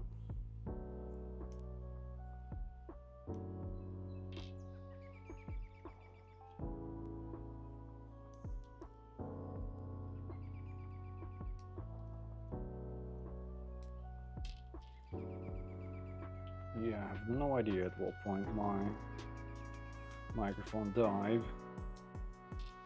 So I don't know how much of my answer or ramble you guys heard.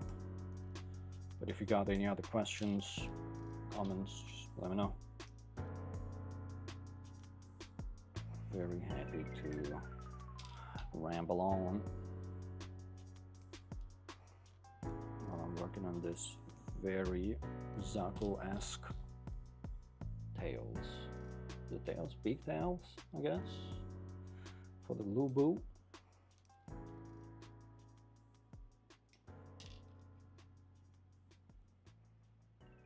I wonder if it looked cooler had they made it from transparent plastic.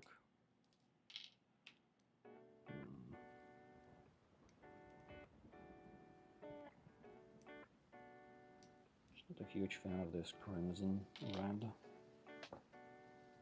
It's kind of uninspired a little bit. The wildlife color.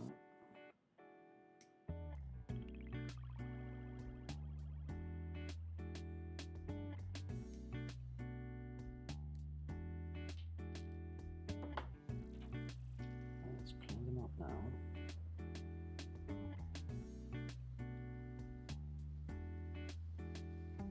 I wonder if these parts are gonna cover each other up. Well, only a little bit, so that knob marks will be visible for the most part. So we can cover them up like this. Oh yeah, that helps for sure.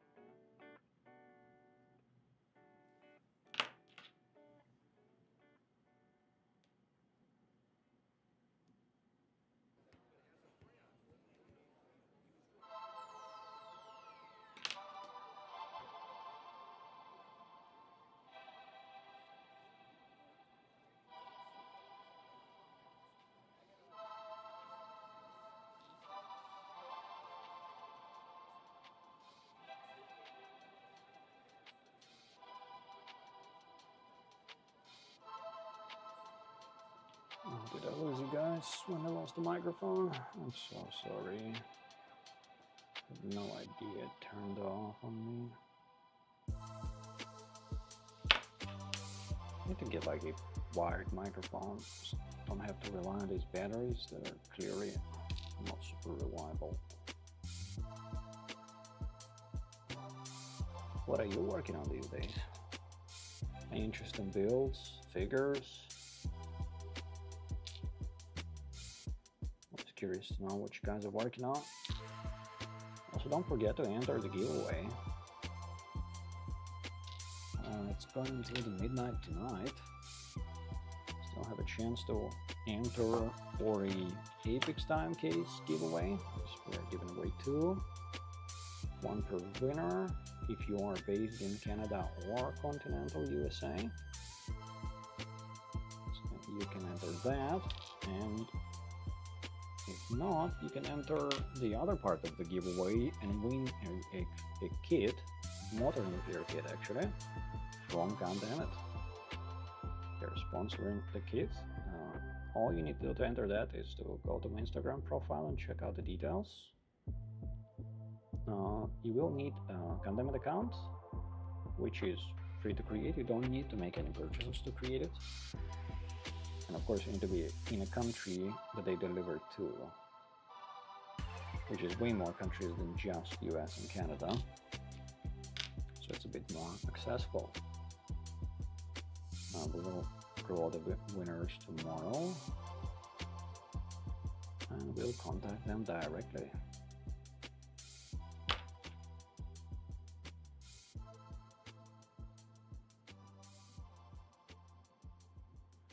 Very cool of Gundam It to provide an entire kit as a gift. Didn't expect them to do that. Very much appreciated.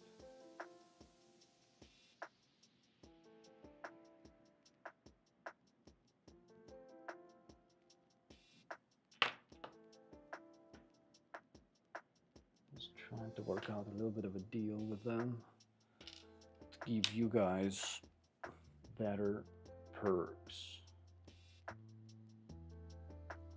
See if we succeed at that, because I really appreciate you guys using my reviewer code for the support, but I would really like for you guys to benefit from it more than I do. That would be nice, because I believe at the moment when you use my reviewer code, it doesn't, like, it gives me a percentage kind of affiliation thing, but it doesn't give you necessarily any extra points or perks. And I think I can potentially work something out there.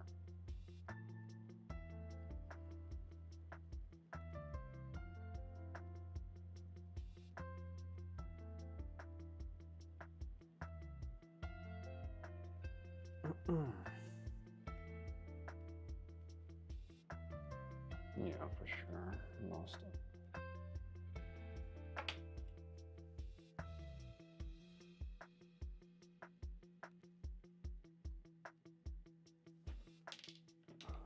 No worries, it happens.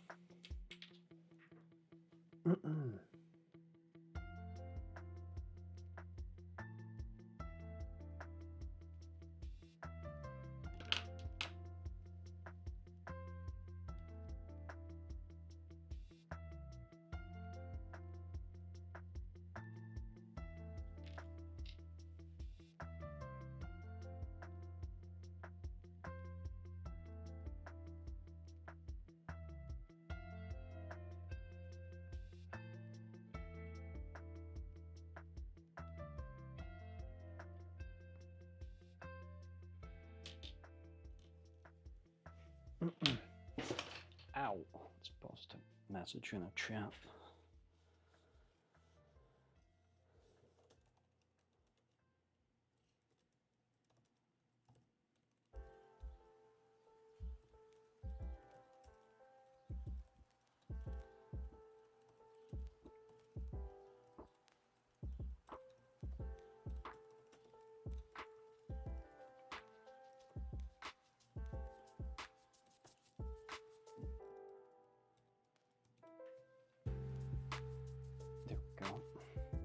to business.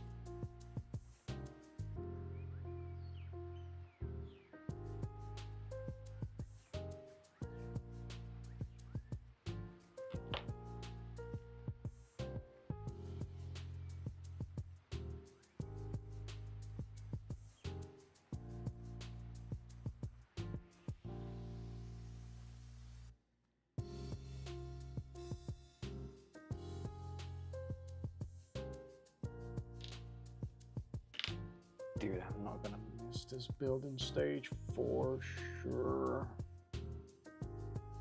So many repetitive parts and quite obvious gate marks.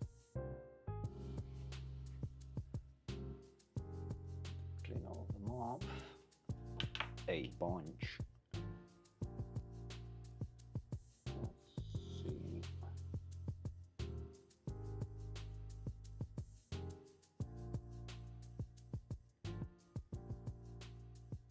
It's pretty neat that you can kind of stress the plastic out a little bit using a spudger, like a plastic on plastic action, and then it removes not completely the stress mark, but somewhat. It's not as obvious anymore. It's a nice little trick. You can also use your nails if you want for that. I don't want to risk damaging my nails. I need them for my guitar.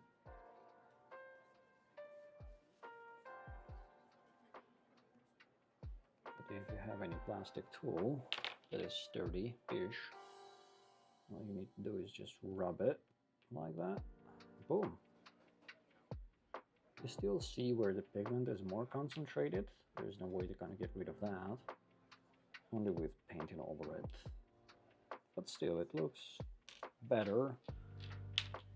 Even if you use something like LTM 120 nipper, then you use a little bit of knife just to level it up even more. And when it's very level, just rub it good.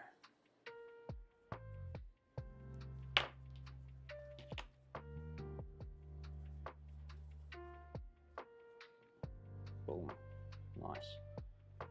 Just from a couple of feet away, it will no longer be noticeable. I don't think so. Ish.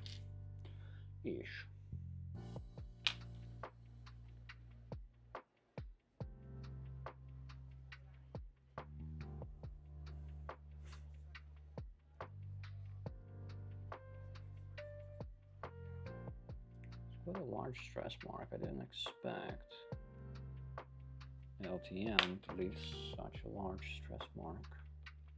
Guess maybe the gate is quite thick there. Yeah.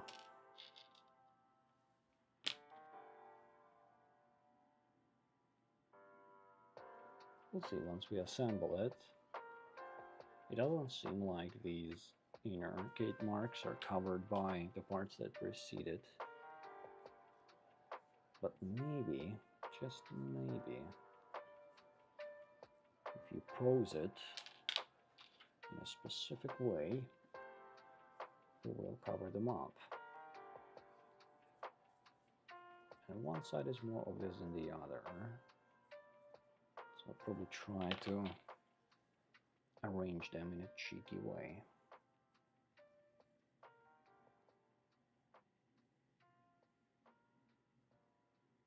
Let's see. Yeah, it's still a little bit of stress mark. It's there. Maybe I can use another tool, see if it does a better job. Let's try. I can experiment a little bit.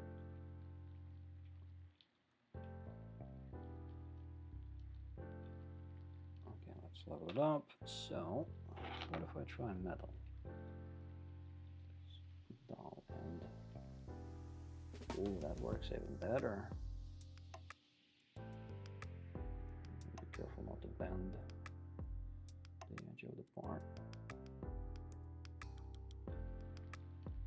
What about this side? Let's see.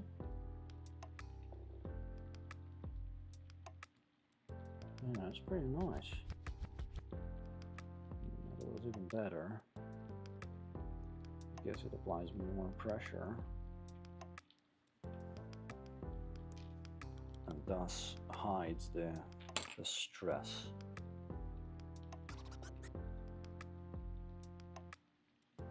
From the cut. Very nice.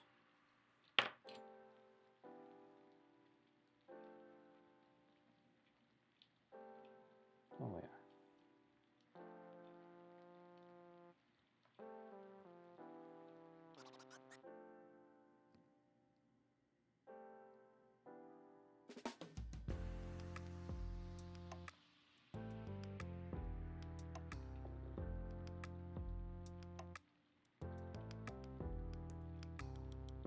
Yeah, it looks pretty good.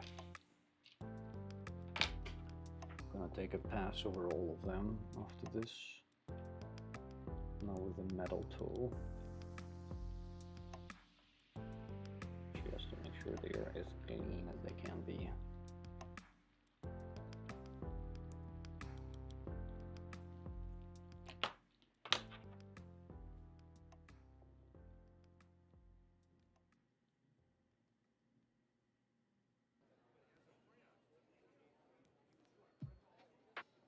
Nice. And the other side.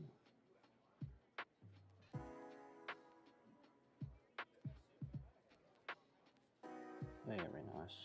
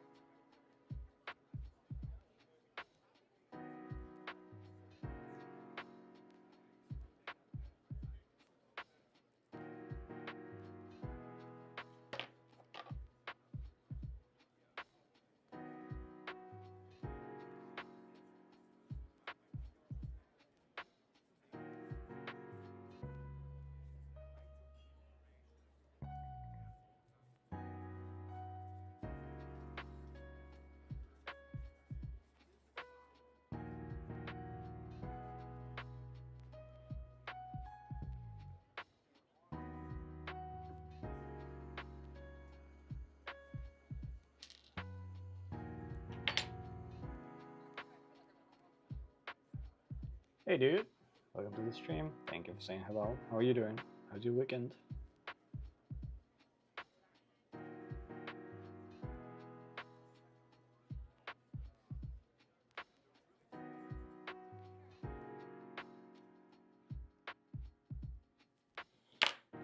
just starting off a new build here. Modern nuclear. Another review copy. By the way, don't forget to enter the giveaways. There are 2 giveaways going on the channel at the moment, and both of them will end tonight at midnight.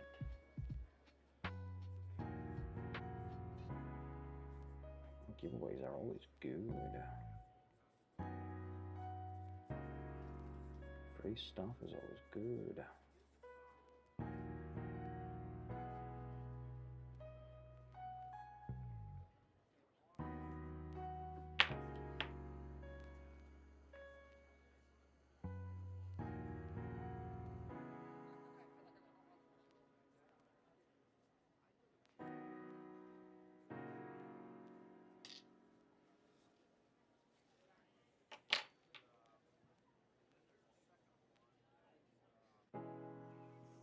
Heading to the gym. Damn. No stretch marks with the new build? Well, I'm working on them. Or do you mean moral stretch marks? Those are very hard to avoid. Those are very hard to avoid. On the plastic, they're fairly easy to fix. You just grab a metal tool and rub them. You rub them good, and they go away. But the moral stress marks, well, that's complicated, very complicated. You have a great workout, my man.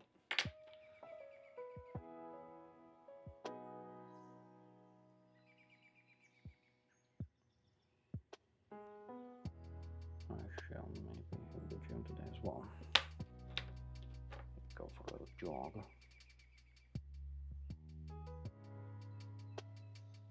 Shake off the shoulders.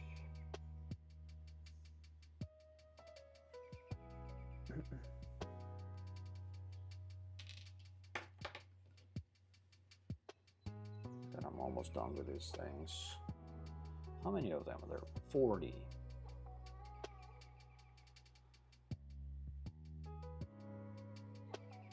They were like, how can we make a modern nuclear kit annoying?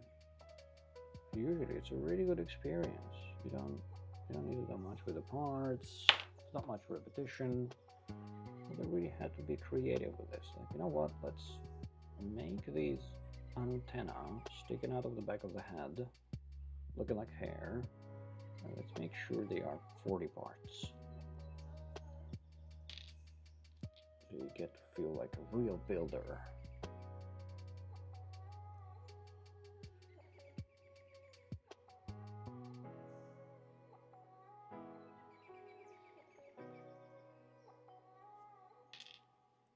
What was the other kit I built that had a lot of repetitive parts as well? I'm struggling to remember whether I built another kit with 40 exactly the same parts that you need to clean up all of them. I've done Zaku, but those are like way less. Real great Zaku.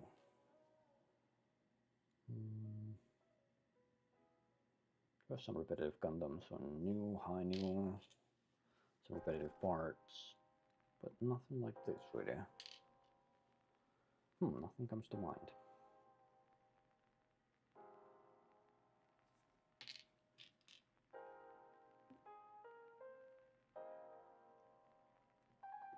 I think they might take the crown for this year's most annoying step build. Build step, I think will be the right word. Because assembling 40 of the same parts as the first part, as the first step of the build, is definitely they're throwing you into the deep end from the get-go. Once you build this, everything else is going to be a breeze.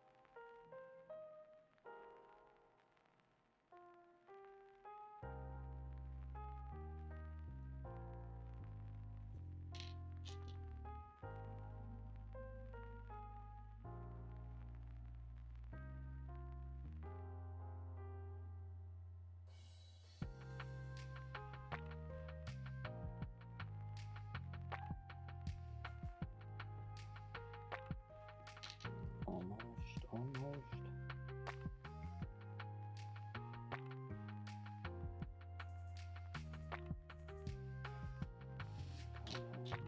Just a few more parts. It doesn't seem like this kit also has changing faceplates. Just a bit of a step back for them. Granted, modelkit didn't have the best face, but it had at least a few options. I thought that was kind of a standard thing for modern nuclear to have interchangeable faceplates, but it appears not. Although I praised them for that in my review of the modelkit. It's a nice thing to have like different face options. In a way, Fenrir also has 2 different face options. I'm not sure how intentional that is. Because you can turn the head backwards, and then it looks like a bit of a minotaur creature.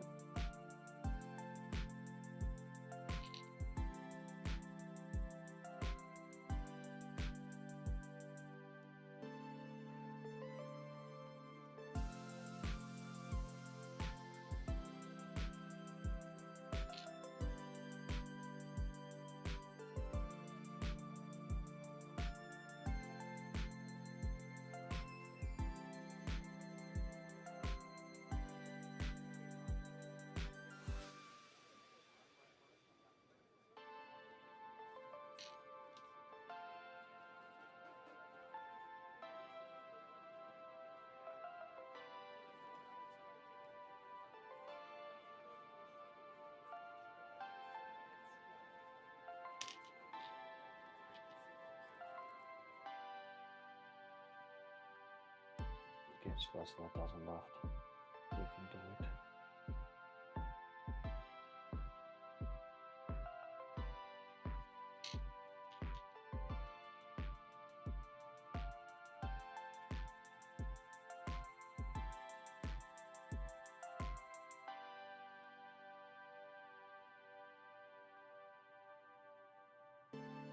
That stretch mark really doesn't go away.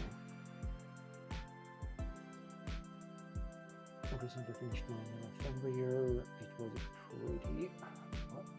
pretty good build, and water size point 10 bit. 10 year is a phenomenal build. I loved it so much, and I praised it quite a lot in my review video. But I think it's well deserved. The water decals, I don't think I even pointed out in the video review that I did tear one decal, maybe two. They aren't bad for sure, pretty good. But being water decals, it's also fairly easy to fix when you tear it up, right? You just apply more liquid and you very carefully position them on the part in a way that you don't see the tear. So unless you like really badly tear it up, most of the time it's recoverable. The Logars decals actually turned out to be unbelievably fragile. It was the first time in a long while where I don't remember how many, I think two decals that were Tekaden logos kind of going off of the sheet. I was trying to slide them off and they just disintegrated, like completely disintegrated into like 8 chunks. I was like, what the hell is that? Like really bad. I know that the monument repair type Dalgis, for example, also had rather sensitive decals, but on Logar that was... The small ones were really good, the larger ones were extremely fragile. Some bad water decals just wrinkle up and bunch together, so it would be really hard to... Wow, I never experienced that issue. Interesting. I never had a... I had it once or twice, I mean a handful of times, I had a decal wrinkle up because of my own carelessness. I was like not very careful sliding it off the paper part, so it kind of folded on itself. But I never had it wrinkle. It's interesting.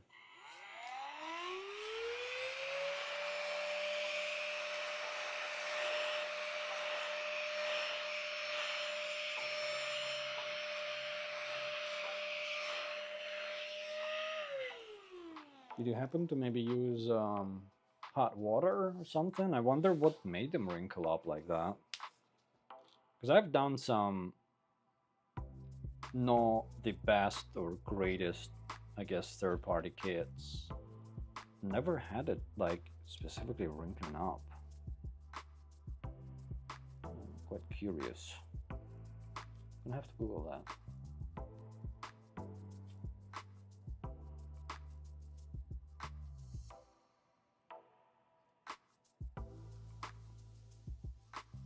Most of the time I use like lukewarm water, never hot. Maybe like room temperature at most.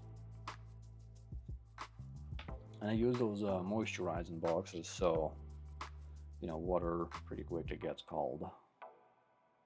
And the decals can sit in that box for a good while, like I mean days sometimes.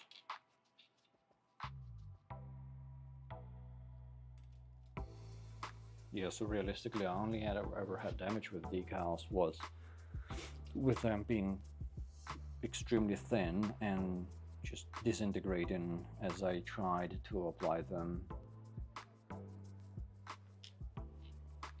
to the parts. Okay, this is pretty finicky. Testing my patience a little bit here. Come on, just Stay together. You can do it. There we go. Then we put this part here. Come on. There we go. And this part here. Come on. Yay. You're gonna stay together now.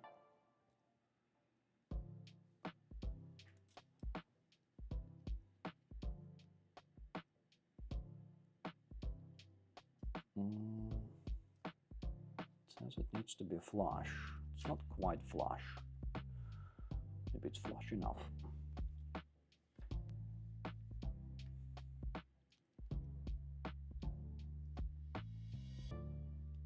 Use room temperature water. I think it's just how it's really thin and just bunches together when you push it sometimes.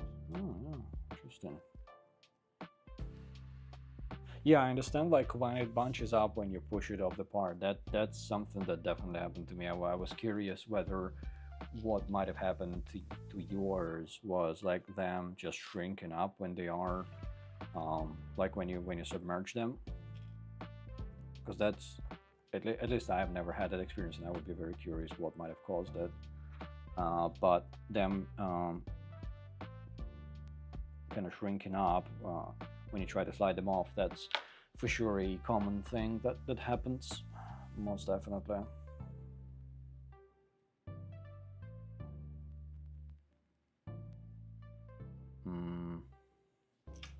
Okay, there needs to be a ice plate. Okay, let's put this in the ice plate thingy first, and then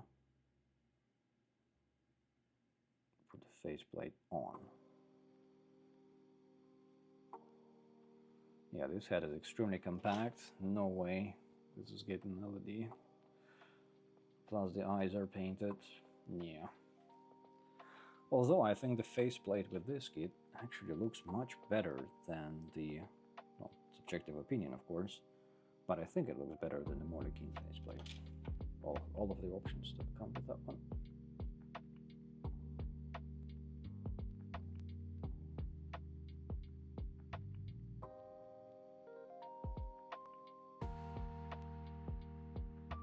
Most of the time when I try to kind of slide, before I slide a decal, well, I guess I don't know whether you're using like a moisturizer box for your decals, or whether you dunk them in water and then immediately kind of try to apply them. I personally have been using moisturizer boxes for quite a while now. I found them maybe 2 years ago, and ever since then I've been always using a moisturizer box. It does pretty good job at, because it allows you to cut out a lot of decals at once, place them on a water-soaked sponge, which is like in a watertight container.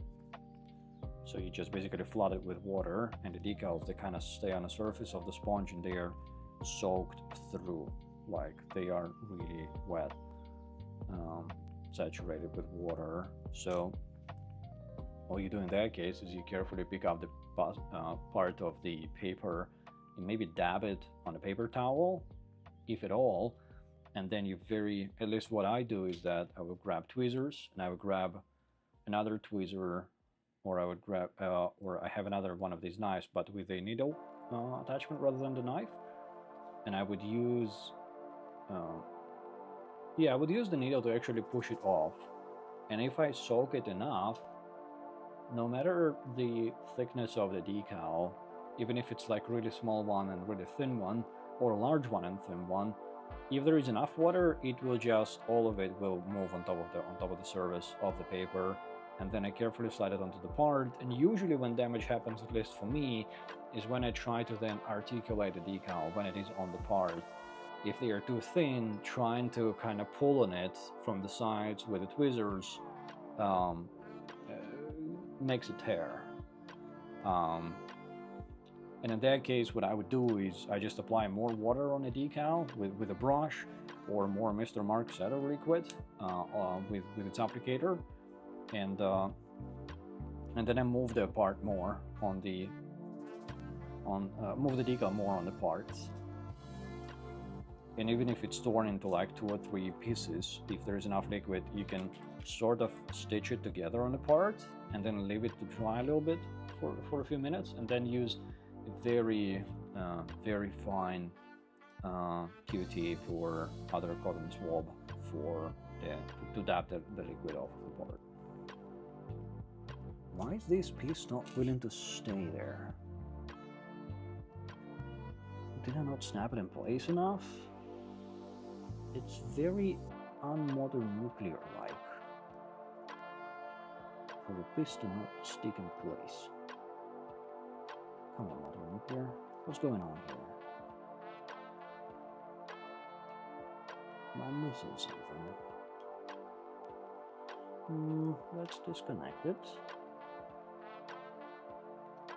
Let's see where we have it.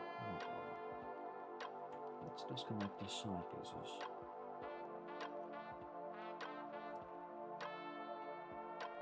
Seems like there is a bit of a space issue. It wasn't a problem on the fan rear, but it was an issue on Star Abyss, which is why I didn't go with the huge line decals, which would be pain to position. Oh yeah, I haven't done that kit, but it's always a bit of a toss of the coin with third parties, right? With the decals, like you know that In-Era does good decals. They're pretty good quality. Obviously, when you build Bandai kits, the original Bandai water decals, I think as of late they're actually pretty good. The PG New Gundam that I assembled, I used the original decals there, 0 issues. Pretty sturdy, quite a lot of them. They were water decals as well, which is nice for Bandai to include water decals rather than stickers.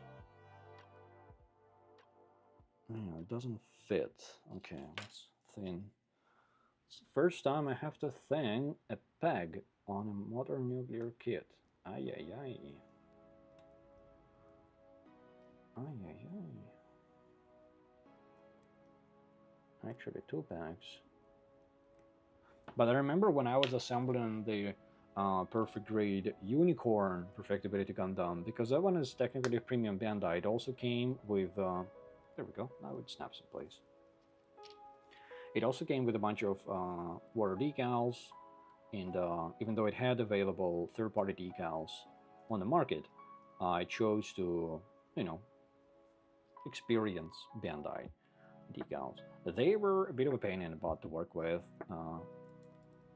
They pretty much taught me to always use Mr. Mark Setter, no matter what the guide says, no matter what some YouTube video might say. Because I did a test, I applied like a dozen of them, following exactly the instructions, like you have lukewarm water, you dab them for like whatever, 30 seconds, whatever the guide says, then you apply them. Pretty much applied them, left them for a few hours, came back, took the part off the stand, turned it over, and all of them fell off. Like, alright, cool, good to know. I ordered this model right now. Which one? The Modern Nuclear? And welcome to the stream, by the way.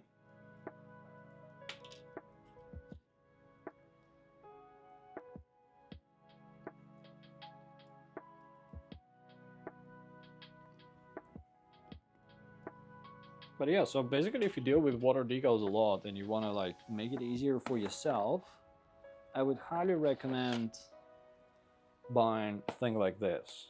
And this came with a free tweezer, which is useless, but it's a very simple box that usually you would have like a wet palette there. But instead of a wet palette paper, they put a sponge in there. And all you do is you just soak this in warm water up to the level where like they won't float the decals, but it needs to be soaked with water, and then you cut out a bunch of decals and you place them here, and you can like easily lift them and apply them. And if you want to take a break, you just close it up. And I left in a box like this, I left decals for days. and no damage to them. It's just if you use something like this, the whatever adhesive the decal might have will obviously go away from prolonged exposure to water. So you will have to use Mr. Mark said or equivalent solution. But to me, as I said, I use that anyway, and it was such a great quality of life improvement for me at these moisturizer boxes that I never ever since I found them 2 years ago, I have never worked with decals without one moisturizer box. It's just a no-brainer at all, and they cost nothing. They were like 8 Canadian bucks on AliExpress, so I bought like 4 of them just to make sure I have. I believe I have a link to them. I don't have those links, I believe, in my live stream descriptions, but if you check any of my latest videos on the channel, you can easily see a lot of links in the description. And I think these are called moisturizer boxes.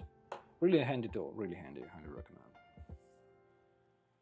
And the links are affiliates, just full disclosure, of course.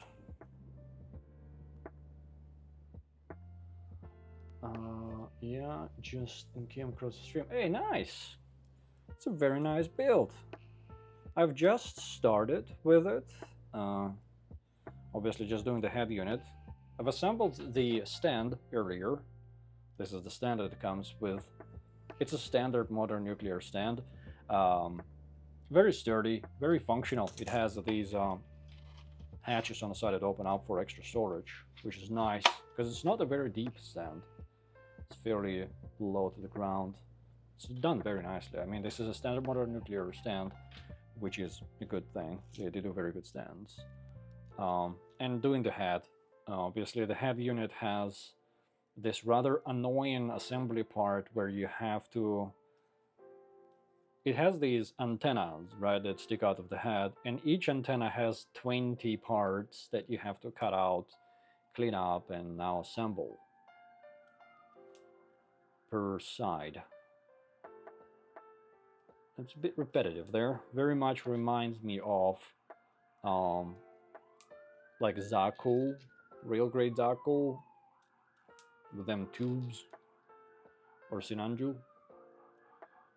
But other than that, so far we've if you scroll back on the stream to the beginning of the stream when I was unboxing the kit, you can see me going through every runner. This kit actually comes with some really good runners, like plastic. They have so the armor black parts, they're actually jet black, like shiny black. Looks really good out of the box.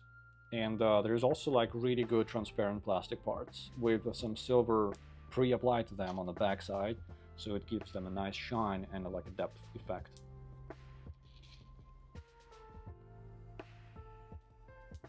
So it seems like it's a pretty good model kit. Hey, and by the way, if you haven't already, I have a giveaway going on the channel to celebrate the 6,000 subscriber milestone. If you check my community posts on my YouTube channel page, you can find the instructions on how to enter. The giveaway ends tonight midnight EST time. There's still a few hours to join. It's never too late.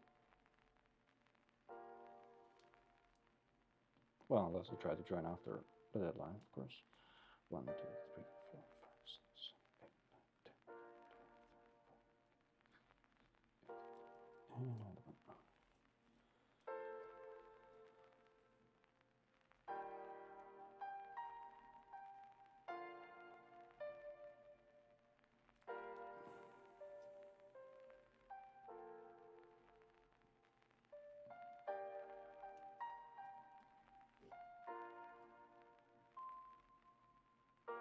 Oh boy, that's finicky at the end.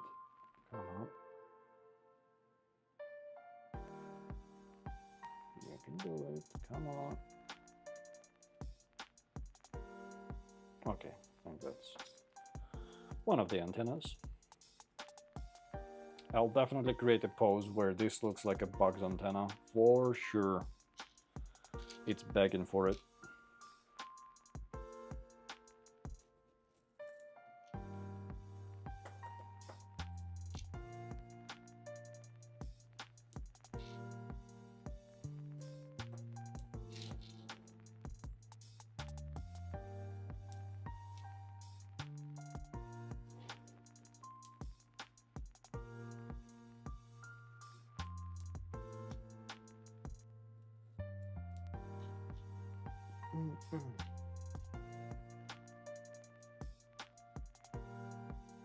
Hey Dale, how's it going, dude? Welcome to the stream.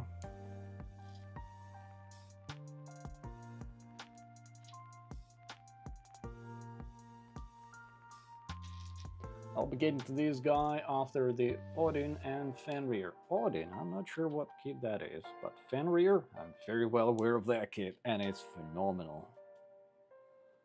Fenrir is amazing, absolutely bonkers. In Era just keeps freaking knocking it out of the park, man. Kang toys, I'll have to look it up. It's not something that's on my radar for sure. I'm quite interested what it looks like. This is a bit of a nice surprise. I didn't expect this kit. Very kindly, one arrived. So far, we have these bug antennas. Looks quite funny, I'm not gonna lie. I understand the intention. It's like you're like wind, they blow on a wind and look really cool. But at the same time, I can twist them like this. And it's a snail. It's a bug. Like trying to probe around with antennas because it's blind. I'm definitely having some fun with this when it's all assembled. Ooh, dude. Like a bug's life mecha. I don't know. It looks funny. It even has these little pincers here to imitate a bug's mouth, I guess. Yeah, it's quite funny.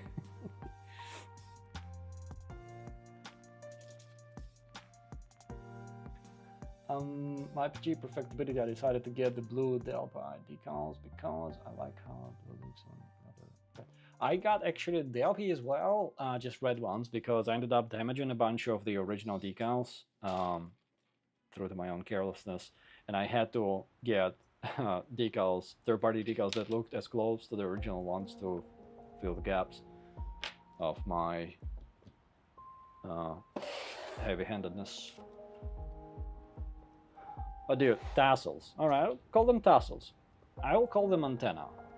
I just like to call them antennas because I'm getting insect vibes. I mean, annoying, yeah. So all of these, it's 20 parts per side. So 40 in total, 42 if you count the end pointy things. And each one of them has 3 gate marks. If you scroll back in the live stream a little bit, you will see that you have to clean up all of them. So it is, what, 40 parts multiplied by 3, 120 attachment points to carefully cut off. And then what I had to do is, so I cut them off first with the lightning, as close as I could. Then I used a little bit of knife to level it off. And then I had to use the butt end of my kind of part separator to rub the part where the gate mark is to remove the stress mark that is unavoidably there. It doesn't stand out too much, but it does stand out a little bit. Does. I don't know. It's a very prominent part of the build. It's interesting how they decided to arrange this build, because this is what you start with. Like, this is easily one of the most annoying parts that I've ever had to assemble in a model kit, because it's so monotonous and mind-boggling repetitive. And they just start, this is literally the first thing you do in a build. It's like, hey, if you do this, everything else is easy peasy. So, yeah, That's fine. It looks cool, and the plastic quality on this so far is phenomenal, dude. Like the as per expectations with Modern Nuclear, this is very much there. I was especially impressed by, so there is a bunch of these black runners, and they all use shiny black plastic. It's not like bare plastic. They actually went through the effort to somehow make this look like jet black mirror finish. It looks really good. It's quite a risky move because it's very easy to scratch it. The fingerprints are gonna be a problem during the posing. I mean, this is so much smooched up, but it looks amazing. Looks really good. Clear plastic is also really good. I wish these maroon parts were slightly different shade, but it's exactly the same color of red that you get on modelkit. There's nothing new. I'm just not a fan of it. So, is your favorite of the Modern Nuclear? Nice. You have the figure. Oh, damn. So you're gonna have a body to your figure now. That's awesome, dude.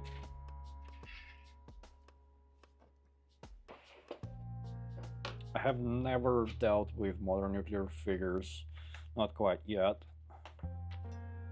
But their build model kits so far have been really good, and I'm really excited about their new model kit that they announced that looks like a Grunt mecha, like truly like mecha design, not fantasy design.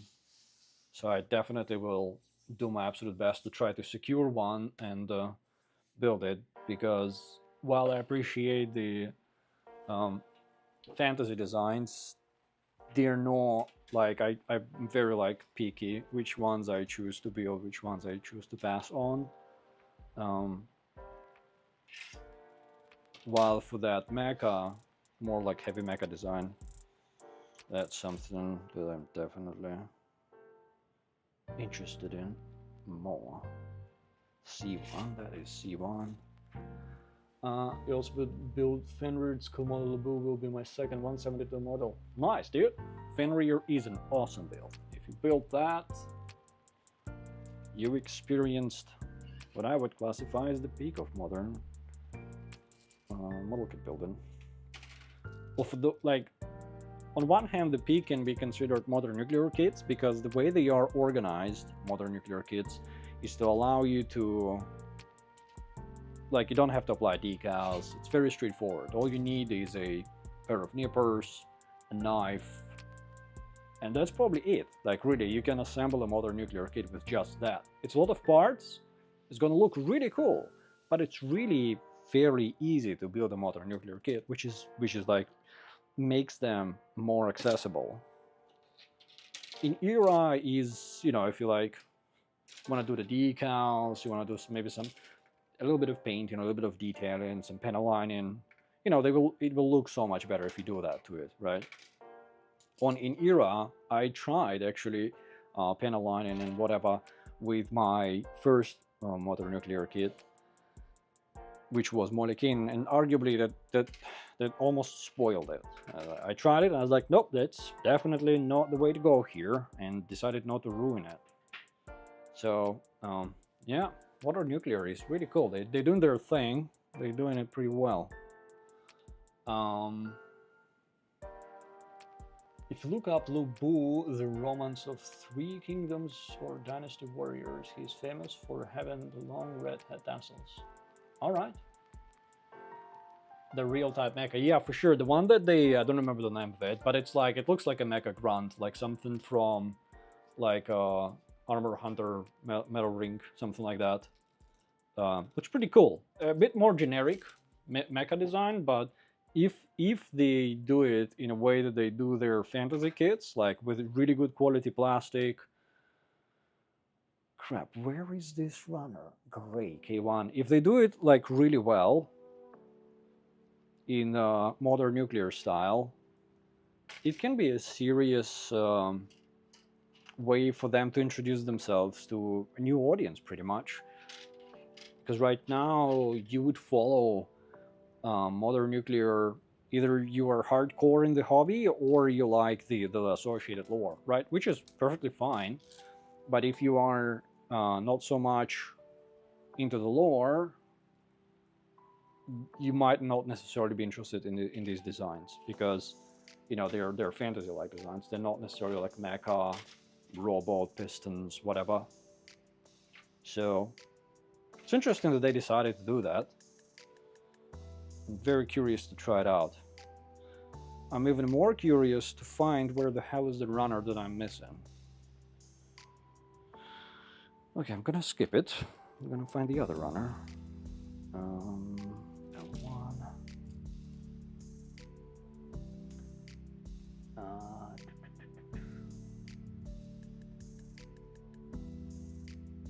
Just a downright nerd. Well, welcome to the club, amigo.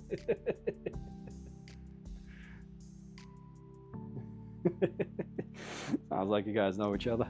Nice. L1 M.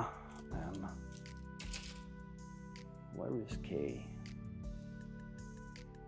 For real, I have no idea where the runner K is. Just don't see it. Son of a biscuit.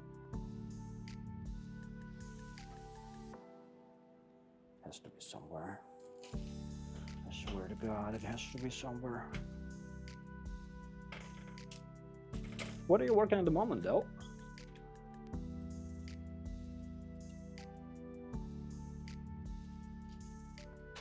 I've been so busy with work, I haven't had a chance to even check in on my fellow builders lately, to my shame. To my absolute shame. Okay, either my eyes deceive me, or runner K is gone. Just poof, evaporated. Let's check the runner thing.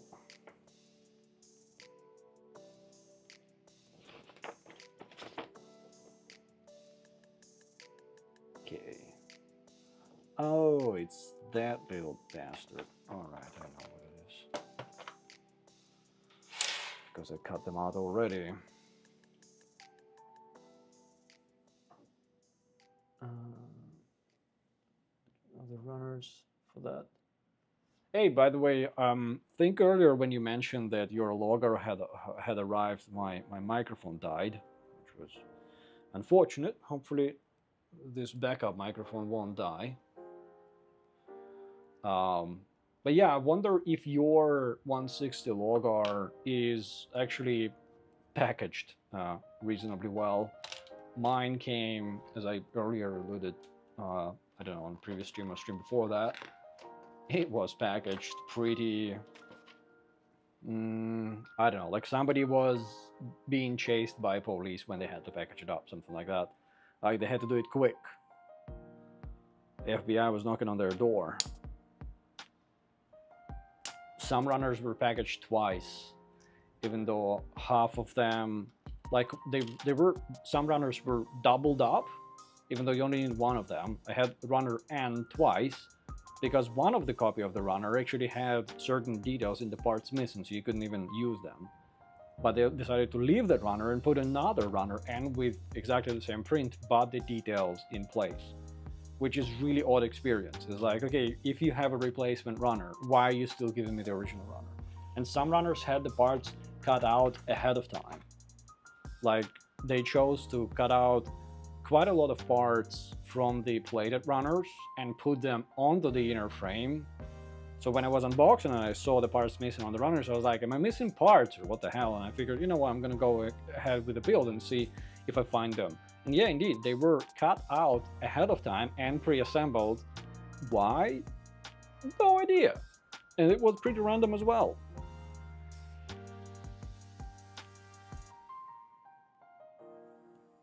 And it was like a half a dozen small boxes for me with Logar. And granted, but goddammit, it seems like they tried to bundle it all up in a safe manner, so nothing actually got damaged on its way to me. but it seems like they had to try to come up with a creative way to package the guide, the cape, because the cape was not in the box, it was just like separate entirely. It's almost as if they packaged the kit, it was almost on its way out, and they're like, oh, sorry, we forgot the cape, and they just like opened the box and just chuck it in. It wasn't even in a plastic bag, so really surprised that the cape survived the transit. But yeah, it's Logar is an interesting experience. It's like an involved build, but it's a very rewarding build. I'll drop my review tomorrow. Had quite a lot of fun filming it. It is an absolute royal pain in the ass posing the kit, because the inner frame, even the maker themselves, I think in one of their posts they said to kind of work the inner frame joints a little bit to loosen them up, which I did. But even after that, it will still be stiff, and it needs to be fairly stiff to hold the weight of the kit. It's a big, heavy boy. When you try to pose it, the parts are gonna fly all over the place. It's gonna stab you, and it's gonna be a hand grenade. It's very reminiscent of the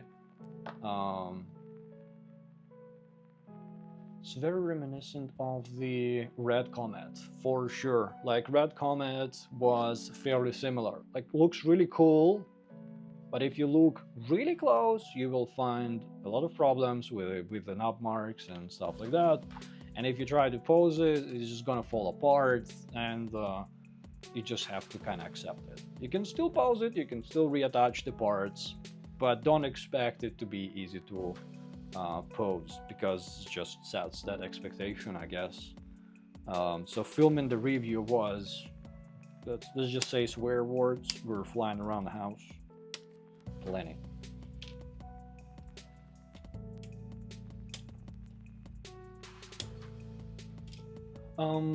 Bad experiences with metal frames, and I haven't built Modern Nuclear before. Do they have good metal parts?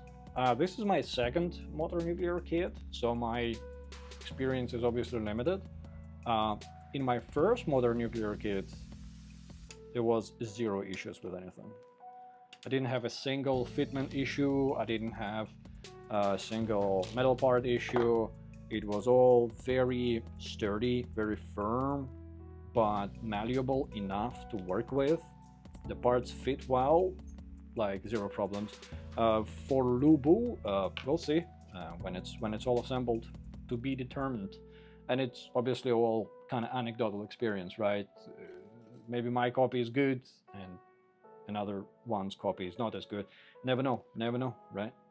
So it's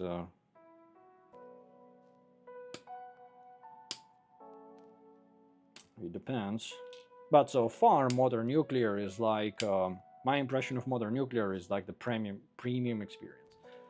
Like, all you need is a pair of nippers, a knife, and you're gonna have a pretty good kit in your hands once you assemble, when you assemble it. Hey Condro, welcome to the stream. You got the Luna War, Logar, and Wolftech. I actually received Wolftech today. It just arrived. Finally, because I completely missed on that release, glanced over it, and didn't PO the model kit, and had to scramble to find a copy. Which I now got, and I probably will build it after this. Because I think it will be an interesting comparison between Fenrir 160 Barbatus, the, what's it called, the big fella, Logar, and I'm trying to think, hold on, thinking is difficult, and the Wolftech. I have never built the original Barbatus though, so that's still on the docket. I need to get around to doing that this year, so hopefully then I can compare all of the Barbatuses. I've only done the MGSD Barbatus, which was a really cool build. Very simple build, but a very cool one. I even have a set of claws for it that I still need to assemble.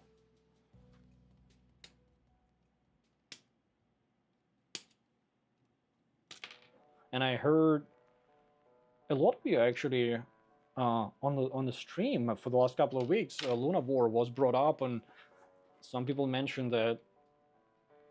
I honestly I didn't bother looking into it more, but it was funny. Apparently, some reviewers or builders on YouTube kind of raged on it. They couldn't handle it. It seems like Lunavore has a bit of a rep. Even though I don't know what's their threshold for raging. Right? Maybe something like Logar would make them go ballistic.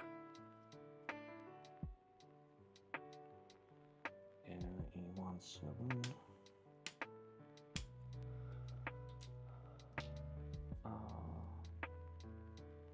The other box got dinged up a bit, but the inner box was fine. All the runners are in check. You're advised about the missing parts that are already building the how to prevent confusion. Nice, man. Nice. Yeah, I had to check myself before. You know, my initial reaction was to immediately reach out to folks at Gundam. It's like, the hell did I just get? Glad I didn't. In all fairness, though, I have never received a kit where parts of the runners were cut out ahead of time and pre-assembled for me in a way that was not clearly communicated to me. It was like, it's like trust me, bro, almost situation. And I'm not that trusty. Someone on the court built and they say it's just fine. Yeah, I figured. It depends, right? Like if you have some experience with third parties and you know what to expect and you're careful, you know, your expectations might allow you to actually handle it better. However, if you come in with expectations that it's just like, I don't know, Bandai's real grade, obviously you're gonna get frustrated. You're gonna get frustrated. In that case, you need to stick to something like in-era modern nuclear. They won't disappoint you.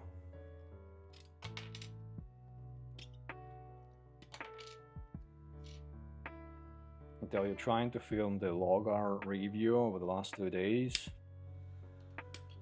I haven't raged as much since, I don't even remember. It's really annoying. Trying to pause Logar is extremely annoying. I almost gave in and glued a bunch of parts in place, but I didn't do that. But it looks, the final result, oh, it's beautiful. It's a beautiful kit. Good presence. And also it comes with 2 action bases. One of them is actually really good. The action base for the Logar himself is really good. The other action base that's supposed to house its satellite attachment point is quite frankly, it's shit. It's a bunch of transparent parts that are attached on the screws. So because of that, when you try to articulate it, the screws get loose immediately. And at the bottom, it's a fairly thick peg to attach to the plate. But at the top, it's a very, very thin peg that holds this crab grabber that then grabs the part, right? And then you run the wire from the backpack to the part and you kind of create an effect. However, this peg is so unbelievably thin, and even like, so it's about 2 millimeters thick, and only half of it is actually attached to the plastic part. It just snapped off, like nearly immediately. And I mean, what the hell, man? It's just, this is useless. Like, I'll probably use it for something. It's fairly easy to repair, because all it needs is just to drill a metal rod in there. But it's just weird. Because this, speaking of modern nuclear, let me take this off. This is so much better. Like what modern nuclear does for their side attachments.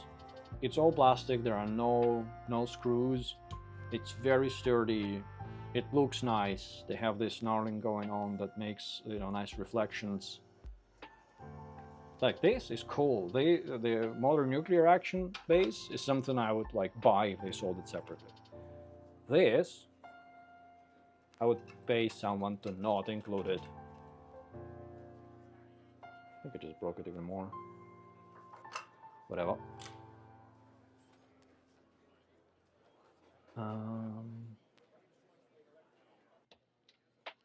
Oh, you think the guy was aura farming? Then I'm glad I did not look up that video. Don't give them what they want. E11, E12, E16, E15. Okay. Make sure we don't lose these parts. And the runner's done. See ya.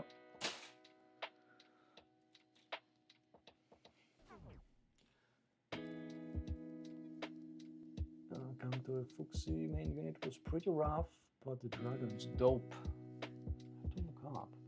So you mentioned Kang Toys, Odin, and Fuxi. I'll have to look it up. I don't think I've ever built a Kang Toys figure, at least not yet. Interesting. So is their design anything like Modern Nuclear, like more fantasy heavy, or more what's it called? More like mechanical style.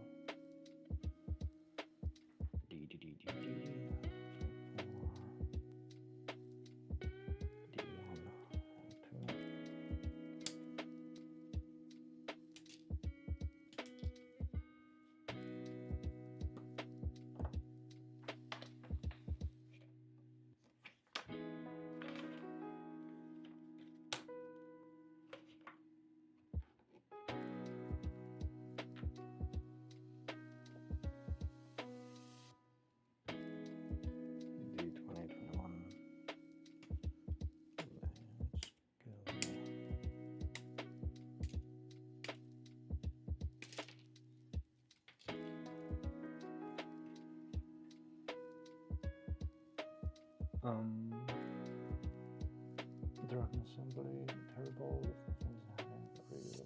I'll check it out, thank you. Fantasy heavy, interesting. C115. Speaking of fantasy, by the way, if you are interested in an opportunity to win a model kit, you should check out my Instagram profile for details. I believe you're in the US, so you can have an opportunity to win a display case as well. Free stuff is always good.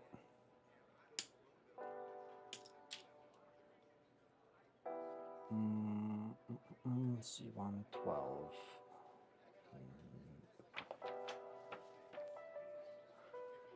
C1, 2, 3.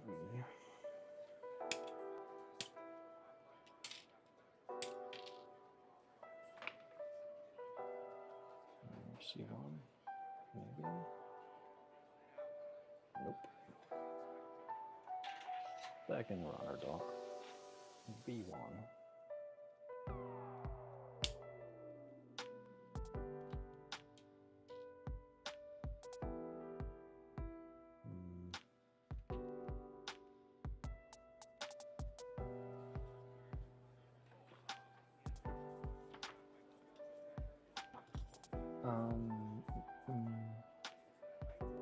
Sunday Hobby Dragon will be purgatory.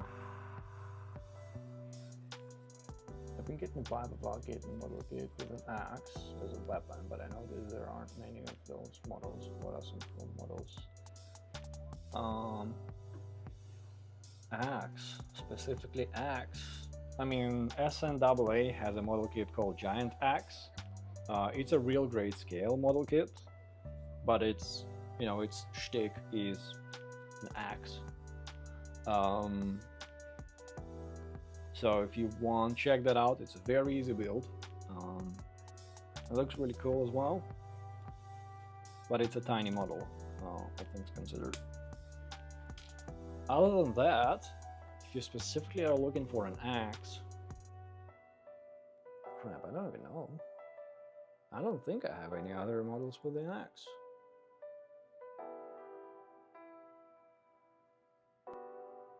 I don't know, maybe fellows in the chat know. Del, what do you think? Do you know?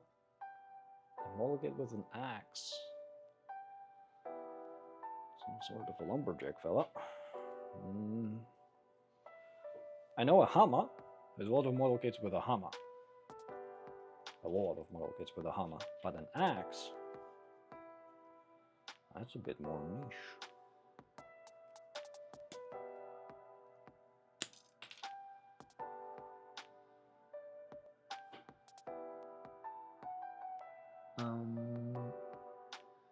Nice display case. Hell yeah, dude. Enter.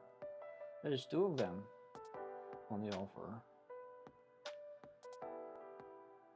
Yes, the XH-15 for sure has really nice axe. Yeah, saw that one. I actually even had it for a little while, then I sold it. It's just not enough room for all these figures. Model kit takeover continues. A114, where is that? Here.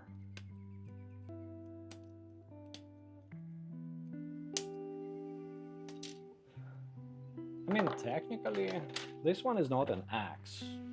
It's an axe-like weapon. It's like halberd. It's not really an axe. Where is it?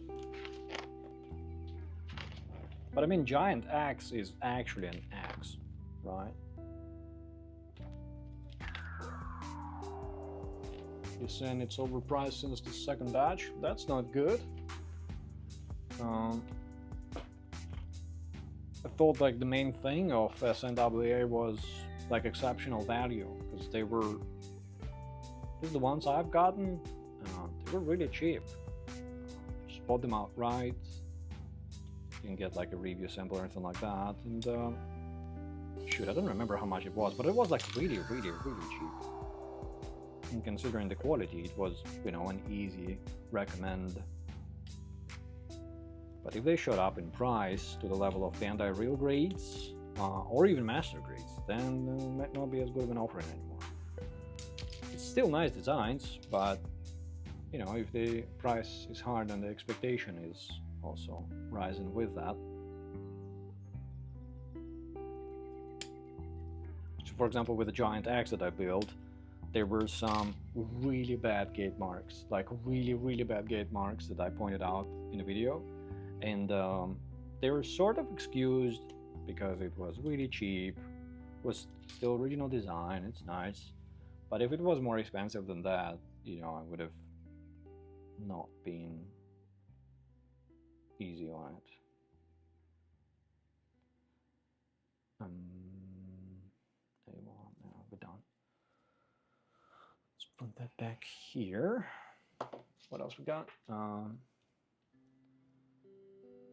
Good models, but I prefer 100 plus scales and opportunity eggs, Yellow Park Optimus Prime. Oh, dude, freaking absolutely.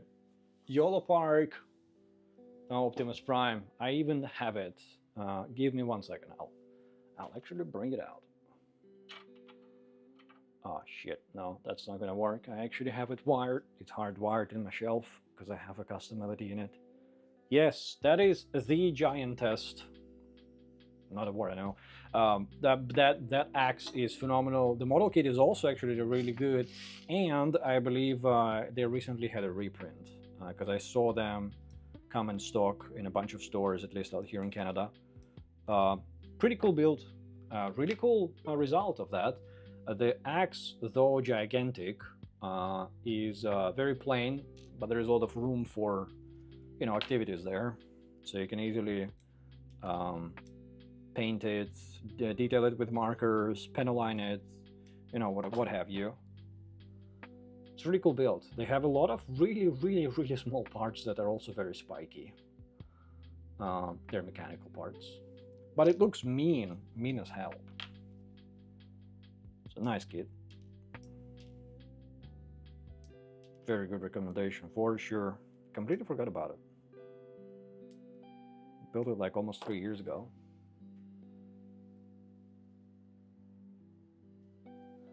You bought 3 of every Roundtable Nights on release? 3 of each? Damn, dude. I'm starting to understand how you have 800 kits in your backlog.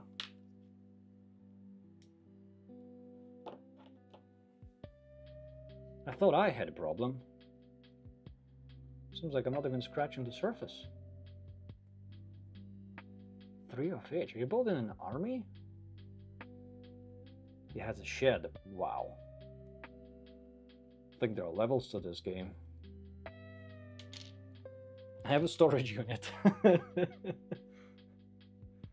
Shed bog, alright. Sandbagging, I see how it is.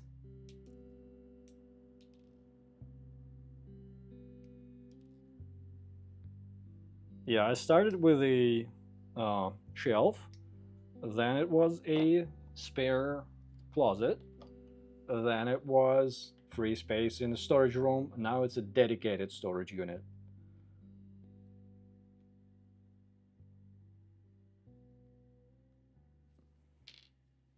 But I am nowhere near 800 kits, that's for sure. Might have a...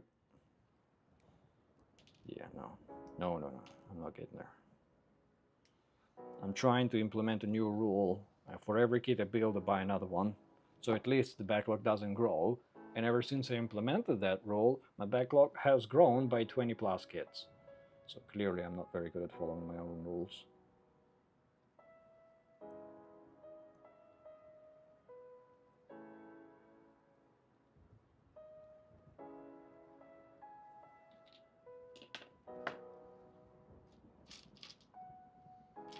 My bedroom and office. Yep. It was in my bedroom, then I had complaints, and it had to leave my bedroom. So at the moment, in my house, I only have kits that are either just arrived, or is going to be built next. Everything else has to be not inside the house.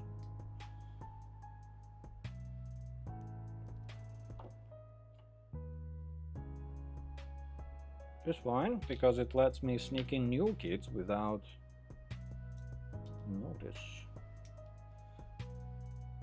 There used to be also one nice store in Canada that maybe they still are, I just haven't bought from them, but they actually had a service they offered. When you bought from them, they would sneak a note in a package with like a congratulation note saying that you won a raffle. It's like alibi. That was pretty cool. Did it a couple times. Like, look honey, I won a free kit. Just don't look at the credit card statements.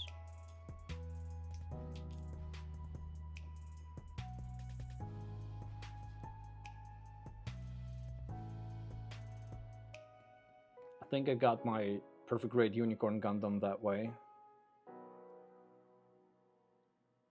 Still have to build it. But yeah, totally won the raffle. 100%.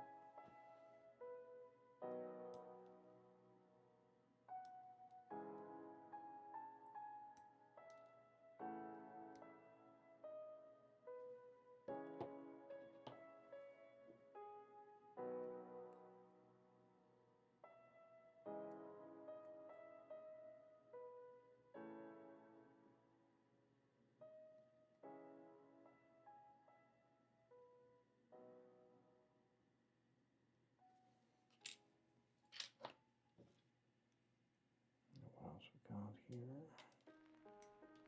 I think I'm just gonna go ahead and snap off a bunch of parts and then clean them up. I'll speed up the process.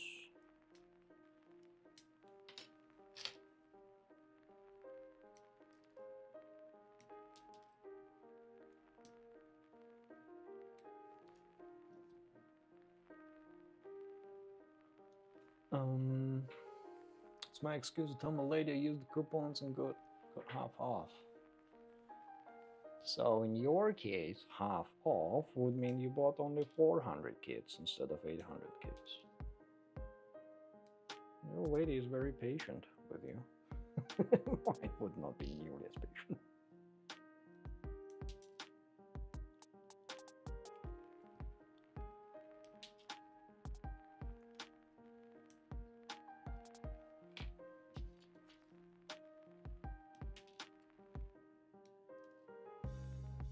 The thing I'm starting to run into now is that I have to start considering which kits are gonna go into the storage, because starting to not quite there yet. There's still plenty of space, but I like to space out my kits on the shelves, so to avoid overcrowding. Might need to come up with a solution to kind of pack them up and store them safely.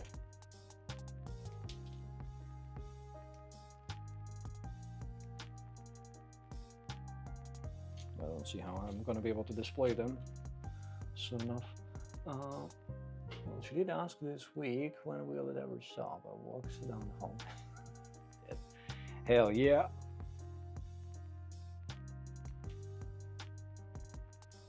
How can it stop? Like, once you're in this hobby, stop at building model kits is equivalent to like that.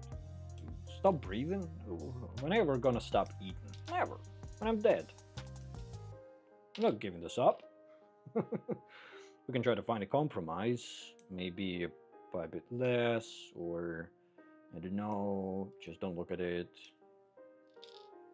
That's pretty much all I'm willing to give up.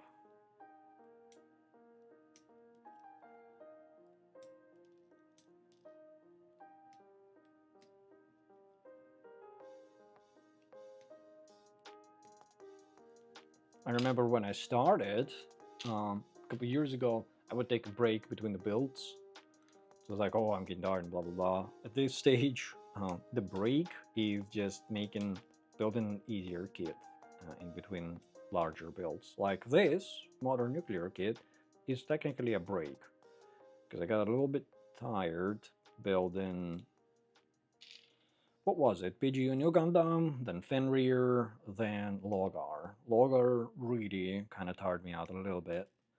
It's a bit tedious, that build. And while I enjoyed all three of them, back to back to back, it's kind of heavy. And having recently received this bed unit, figured might as well build this.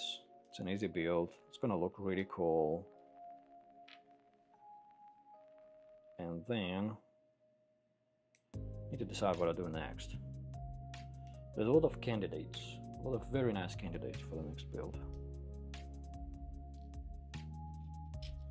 Probably Wolf-Tech, probably. But Cyclops, the 160 Zcock, might be interesting to do that. Although I might need to kind of take a peek at the runners and see if they are predisposed to an out-of-the-box build, or if they are going to need a top coating. Because if they need top coating, then the answer is easy. I need to wait for a better weather. We'll see. Oh, and I also have that dome, Reek Dome model kit that is similar to Red Comet, whereas it has like a conversion kit pre-applied to the design. That can be an interesting build. Usually those kits are fairly easy to build, but not easy to oppose, which is, you know, whatever, it's fine.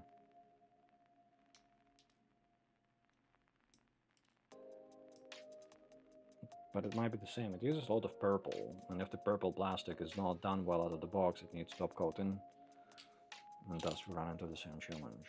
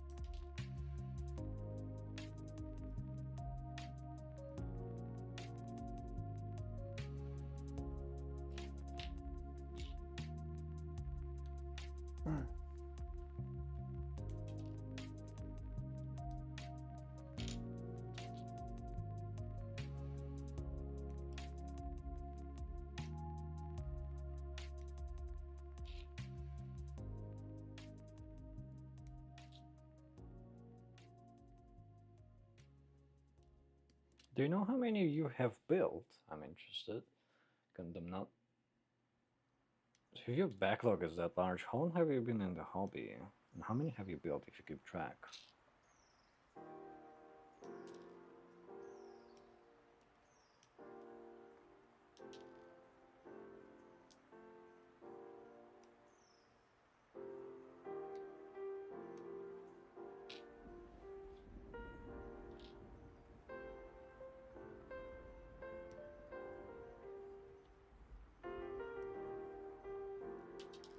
Come on.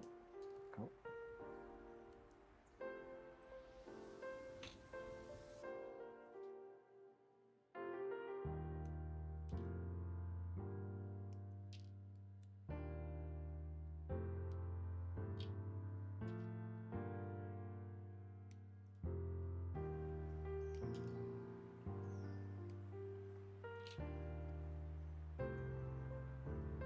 Two years.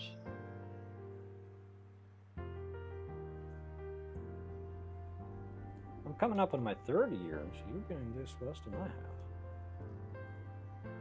Interesting. Oh yeah, same. My friends are now accustomed to receiving gifts as model kits from me. Whether they like building model kits or not, well, originally, whether they liked or not, by now, they do.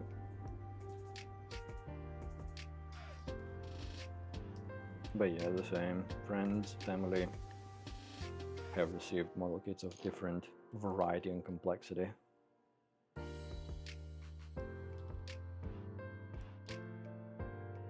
I believe I'll be 3 years at the end of April. And I'm 52 kids in. Yeah, 52. She built quite fast and quite a lot then.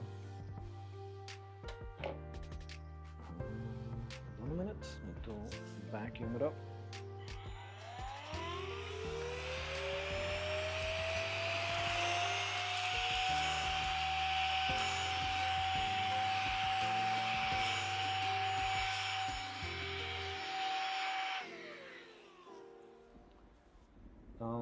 Would you build and review the Lunavore Barbados in the future? I won't be reviewing the Lunavore, but I will be reviewing the Wolftech 1100. Actually, hold on. I received it today, so it's actually in my office at the moment. So I will review this probably in the next month or so. This is Wolf model Wolftech. So technically it's not Lunavore, but it's the same scale. And I've just finished the 160 scale Barbados, for which the review will go live tomorrow on the channel. So stay tuned. But yeah, no plans to build a Lunavore. I didn't see value in building both Wolftech and Lunavore. Just picked one and stuck with it. So yeah.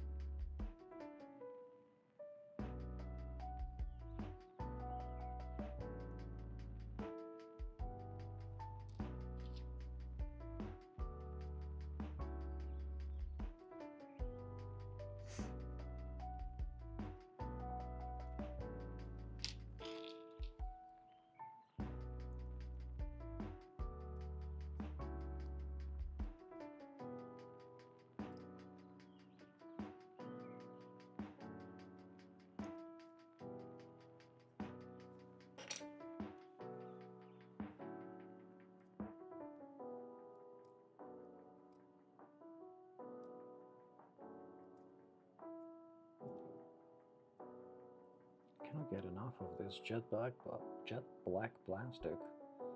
Looks so good. I wish more model kit makers did that to their black parts. Pretty refreshing. Usually it's just, at best you get a flat black, which is nice. It looks alright without top coating. Oh, my headphones are dying. Hold on, I need to switch headphones.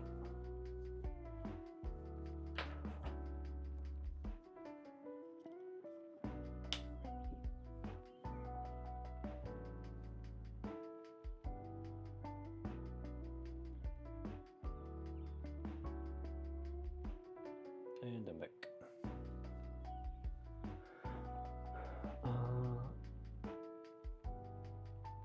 Did you have ceramic blades with that yellow handle? You mean the knife? Hobby knife? I don't know. They seem to be a regular stainless steel blades, Alpha. I have a little stock of them. I didn't know they had ceramic blades. I'm fine with these. These usually are enough for maybe 2 builds, maybe 1 build, depending on the build. So this one blade has done the entire Logar build, so probably should have switched it before starting this kit. But it seems to be sharp enough still to clean up the gates on the modern nuclear kit. They're dirt cheap, these knives. They have nice weight to them, they have a little spudger on the backside, and what I like about them the most is that they have this stand that they come with.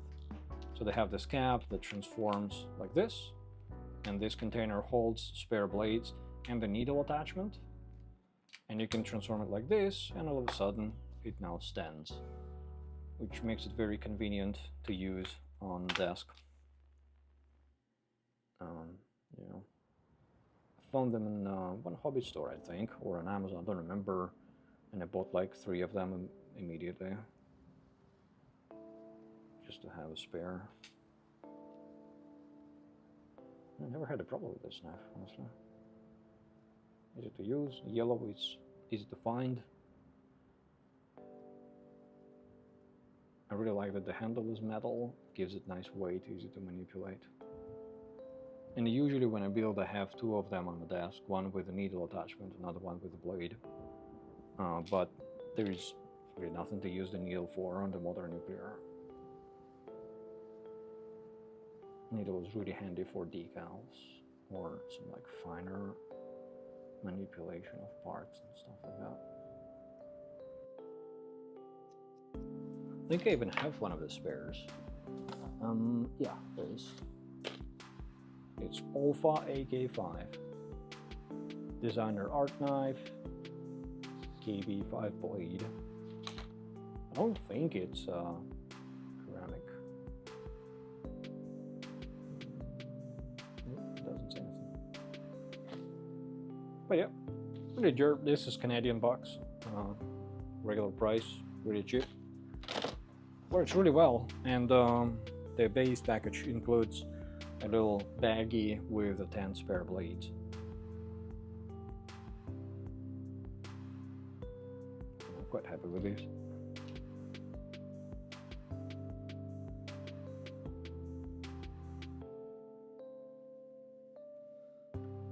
We need to know what exact brand blade you got. I'm interested to test it. I don't think I've ever used a ceramic blade. I think I have a ceramic blade box knife, but it's like a safe type of knife because I kept cutting my freaking hands trying to cut up the boxes. It's like knife for idiots, that one. Curious which one are you talking about?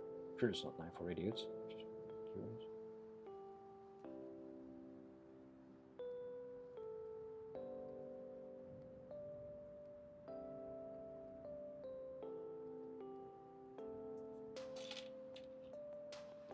Remember that lizard has a weapon that looks like axe. Yeah, it actually has 2 of them. You are absolutely correct. They do look like axes, yeah. And if you attach the effect parts, they look like big ass plasma axis. If you actually check my review, I believe I had a pretty decent shot of Lizard with both axes and the effect parts attached. It was a bit of a fiddly pose to compose, but it looks dope in that pose. I haven't had it on a shelf like that. I had it on the shelf with its Gatling guns because, of course, Gatlings are the way to go when you guns. But those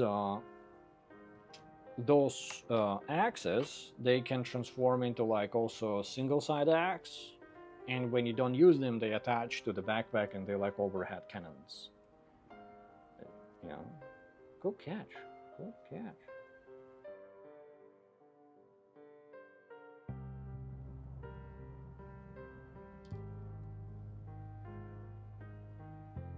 Naughty Bobby having metal pliers, which is a godsend. Those pliers have such pain suffering in the fingers. Do you mean something like this? Like plastic nose pliers for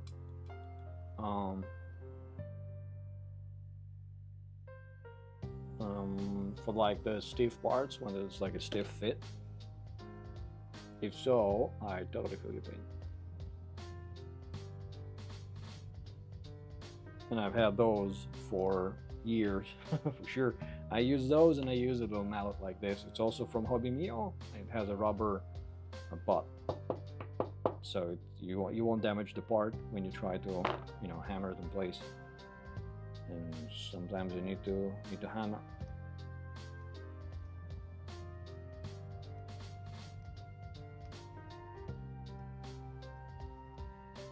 It's a thick ass gate. Is anyone else as excited as I am for Modern Nuclear latest announcement? The G. Oh, it's a big boy. Let me Google that.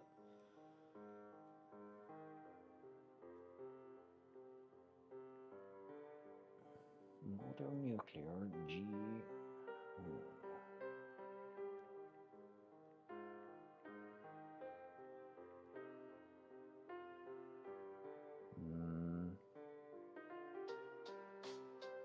Oh yeah, we were just discussing it before you joined, Conro. Very excited about it. I'm really curious with Modern Nuclear trying out a more mechanical, like heavy mechanical design.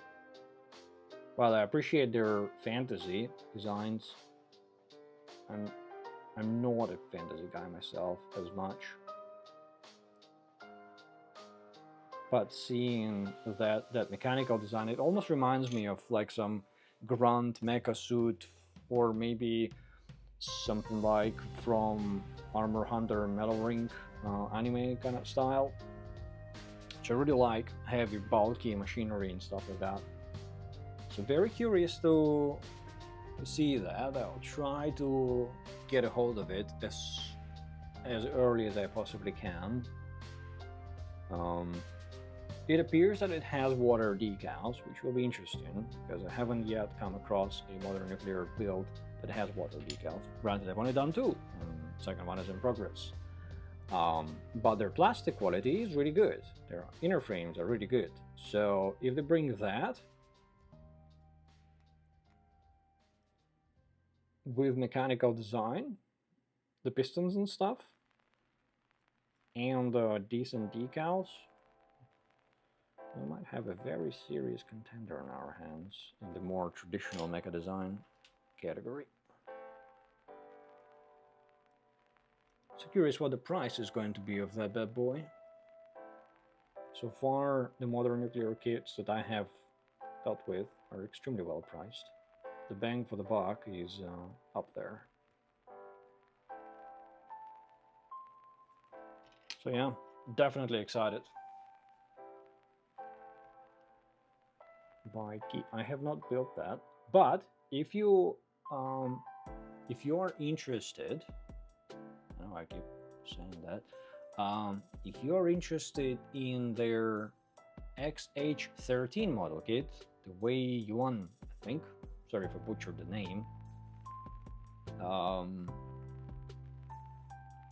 You can Google it. It's on Gundam. It is an offer. Currently, I'm doing a giveaway on the channel to celebrate the 6,000 subscriber milestone. So if you go to my Instagram profile, and if you're interested in that kit, if you're based in the country where Gundam delivers, you can enter and have a chance to win it for free. And if you're interested,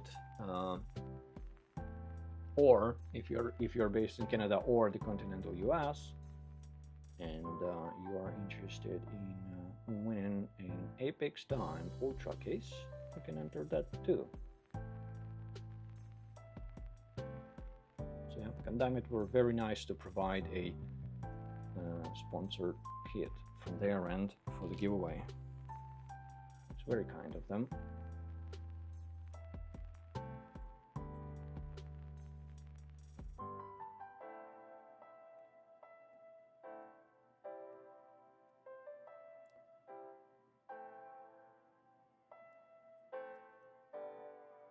Right on, man.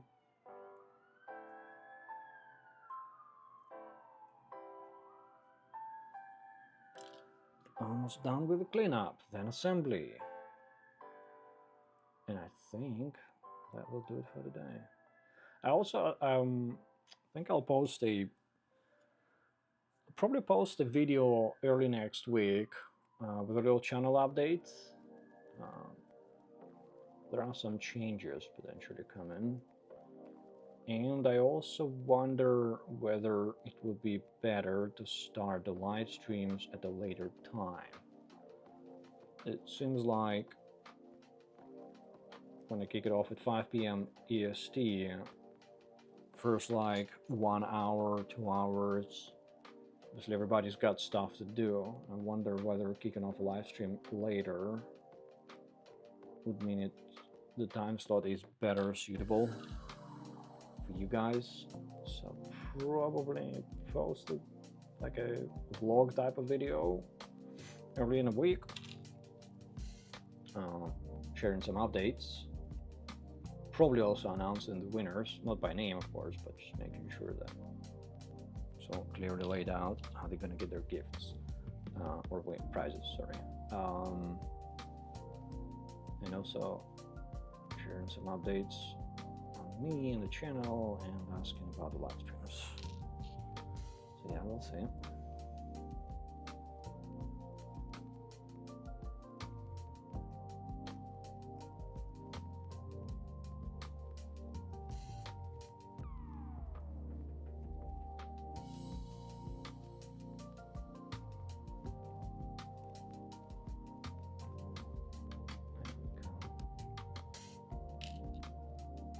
One. Oh, there's another one.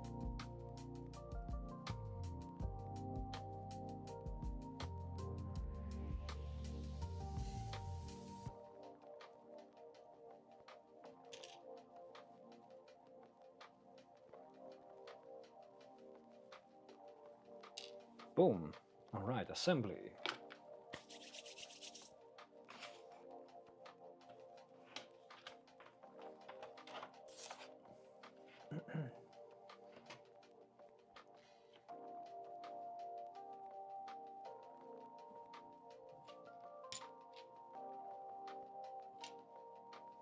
First, I want the torso. Not a problem.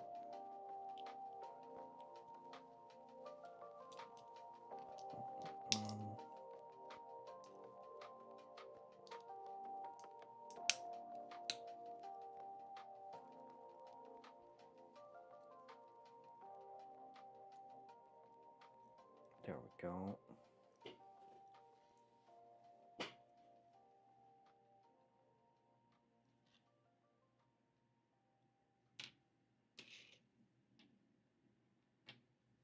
E1, 16, and 20. This is the other one. Yes.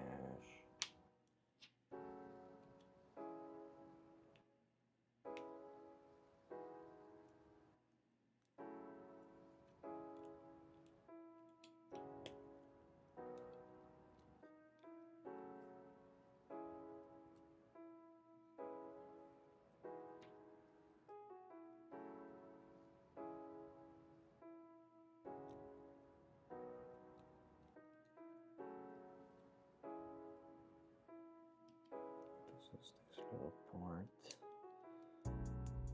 Sort of spine imitation. Definitely not as elaborate as they had it with the Moldy King. The main body on Moldy King is quite nice.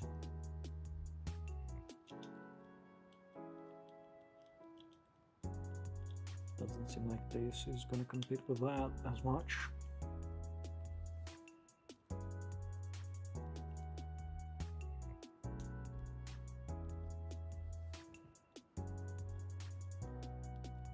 There we go.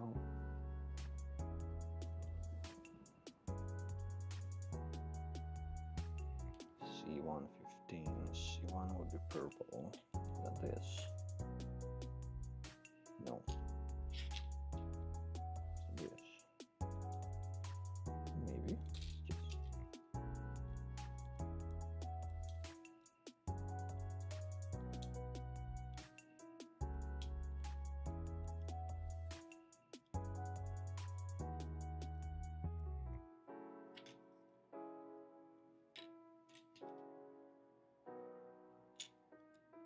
Yes. Some shipping damage here. Interesting.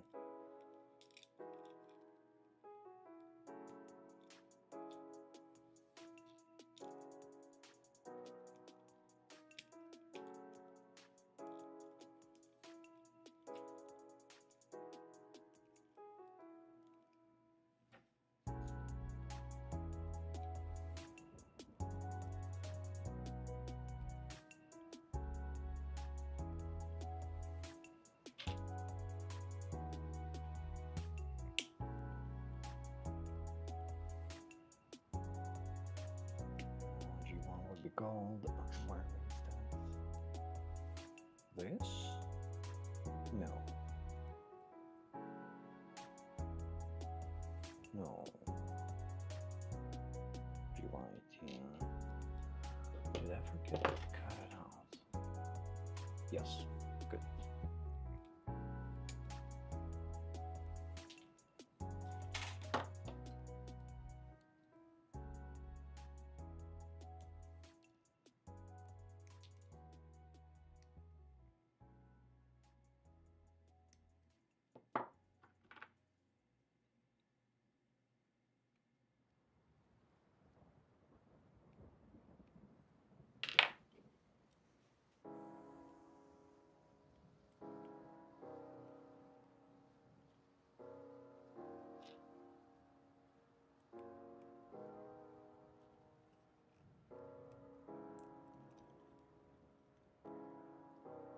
Come on, you can. It doesn't want to fit.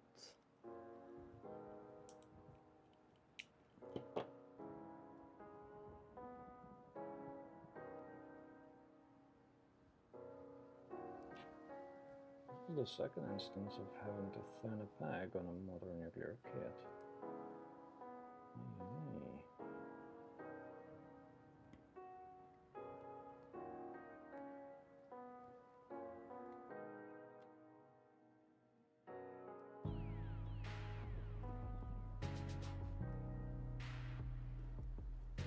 Let's see if this works. Oh, actually the gold one also struggled. Let's thin that one a little bit too.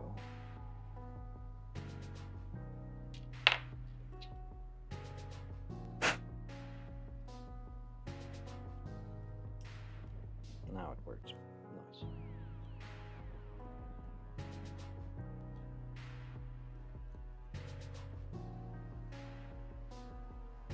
Looks like a little belt buckle. How cute. And the key part. That doesn't want to fit. Hello? Is it supposed to be loose? I guess.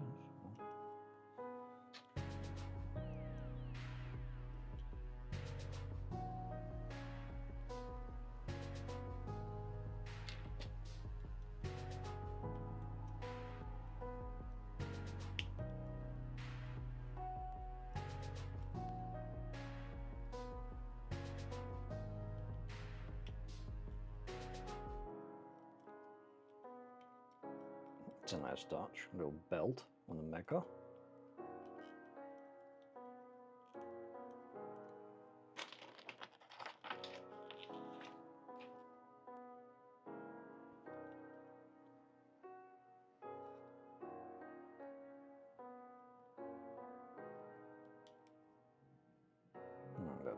beautiful little gem. Make sure it's centered. Yeah. Nice. Another one. H-11. Will be this one. How the hell is it supposed to stick there? Alright, we need to attach the armor first. Okay.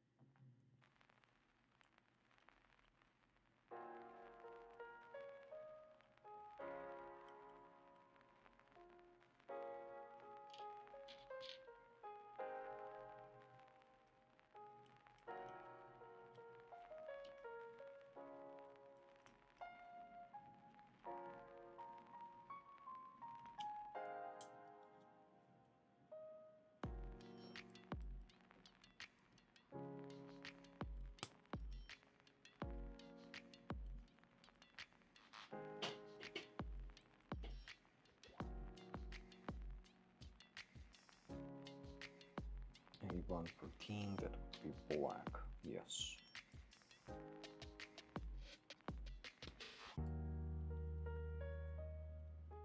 Oh, he's looking mean. He's looking real mean.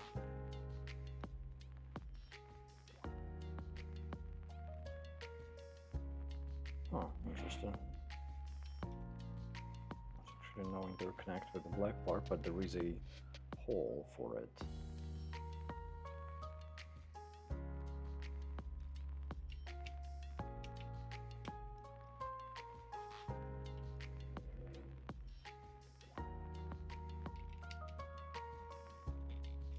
The torso seems to be at the top very similar to modelkit, especially these things. It doesn't seem like it has a halo at the back, but on the sides it's quite reminiscent of modelkit. It's a simpler construction though, because modelkit has like a proper spine,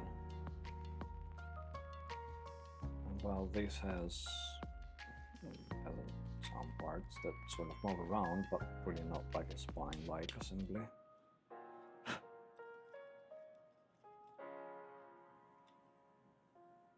Where is that effect part? Oh, there it is.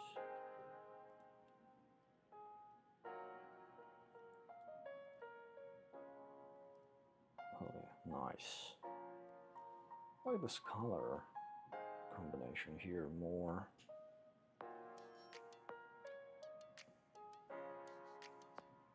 F1, 3. What was F1?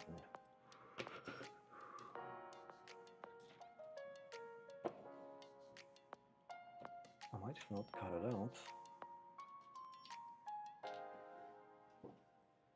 Hold on a minute.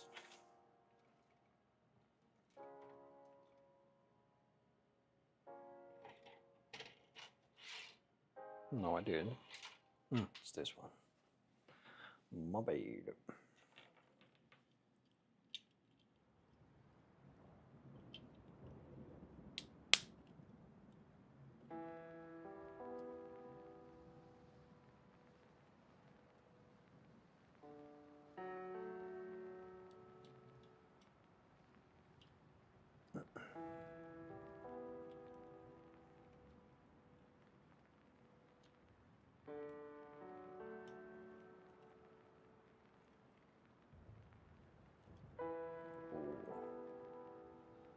He's a mean dude.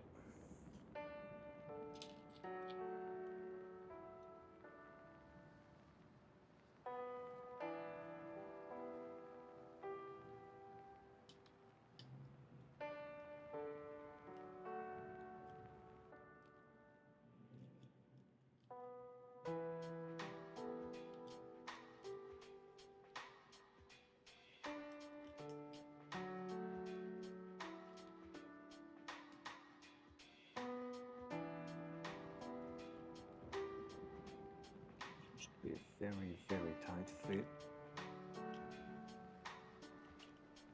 But a fit nonetheless. back. We want 3, that would be this guy.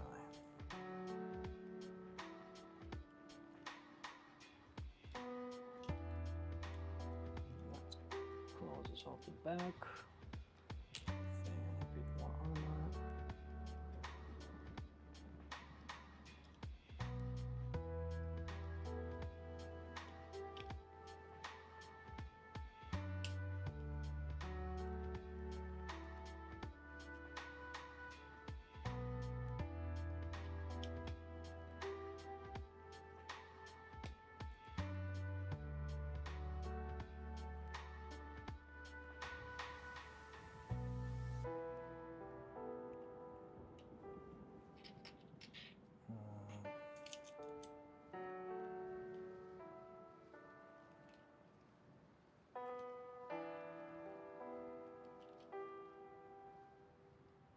I hope there are some parts that go here. Yes, there are. Nice.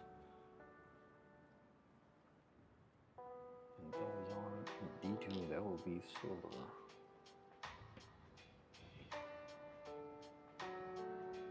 E16. Gray? Yeah. Oh, smoke gray. Did I vacuum them up by mistake? Yeah, I did. Damn it. Damn it.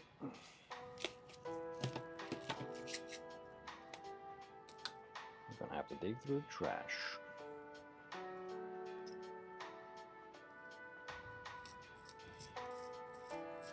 Let's find these parts. What's gonna happen? I might need to dump all of it out.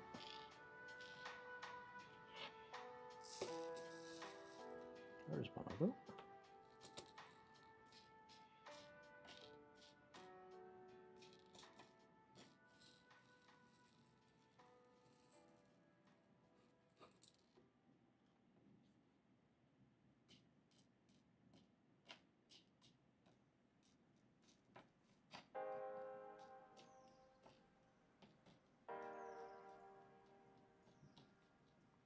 Oh, come on, where are you?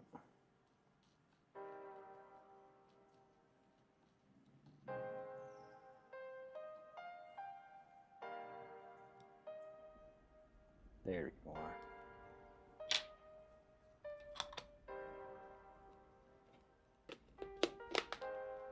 Excuse the noise.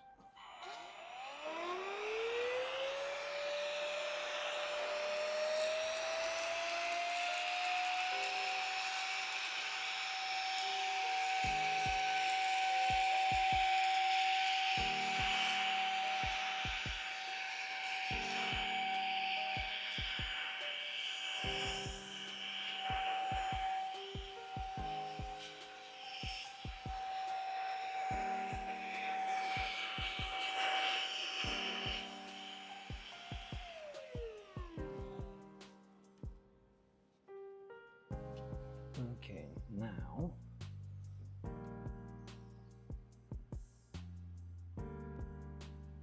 they want to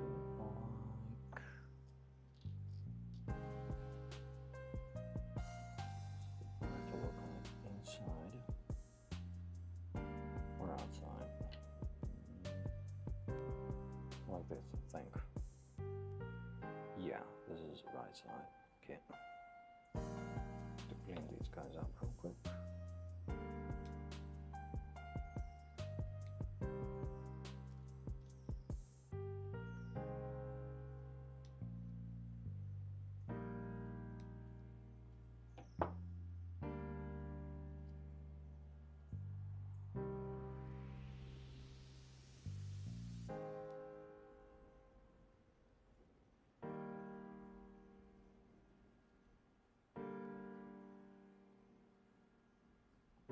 There we go.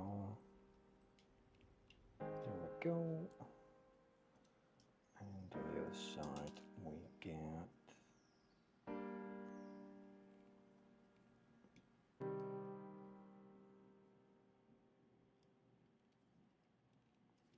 nice. Then gold part on top for the color.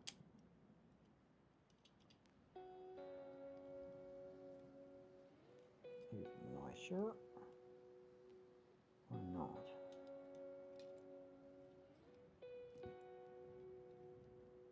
Just a bit definitely tighter fit than it was on Model King.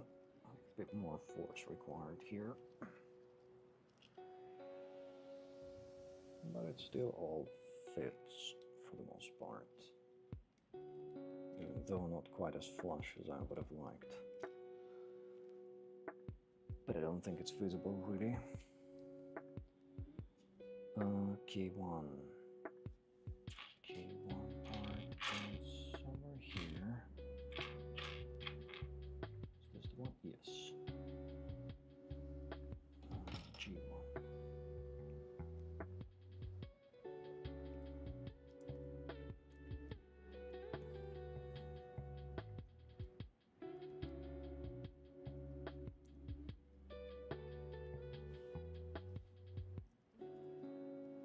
It's like a heavier backpack attachment.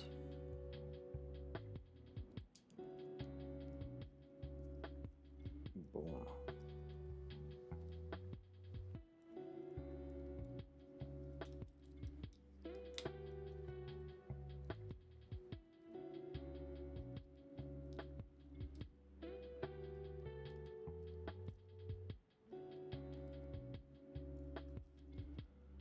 Those Hobby Meal pliers are model number HM1021 if you care to look them up. The pliers, same as they can be grow. Let me actually check them out. It said HM1021. Hold on a second. Hobby Meal HM1021. Just nothing on AliExpress. Check, just Google.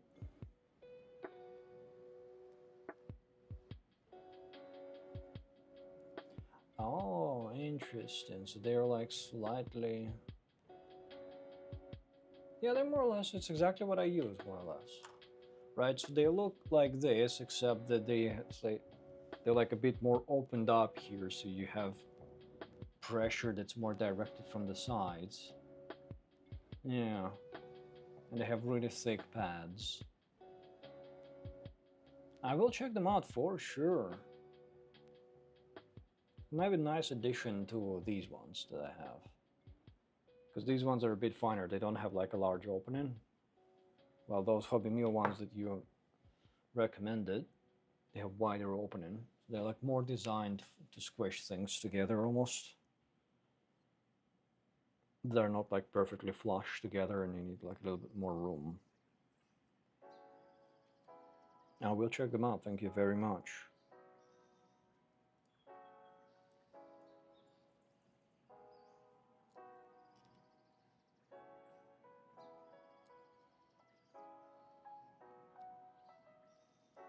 My fingers don't suffer as much anymore, partially because they get, I guess, stronger over time, and partially because my hobby is playing guitar, where my fingers get a fair amount of abuse. B1. Is that, yeah, it should be ready. It should be this part. Because I play classical guitar. So, especially my left hand, everything but the thumb has already been quite calloused up. And my thumb sort of went through abuse ever since I started this hobby. So by now it really aches. And if it does, I grab this bad boy. It solves any problem. But I'll definitely look into those pliers. Actually, I already saved them on AliExpress. I'll buy them later.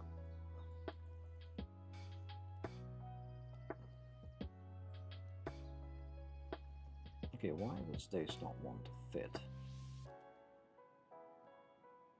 Yet again, we have a peg that is too wide. Come on, Water Nuclear, what are you doing to me here? I praised you so much in my previous build. Yeah, it's not a big deal, but still.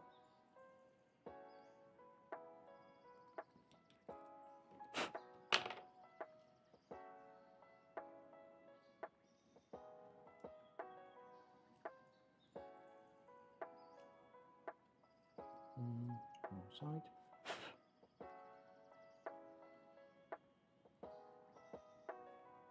Okay. Now you're in. Now you're in.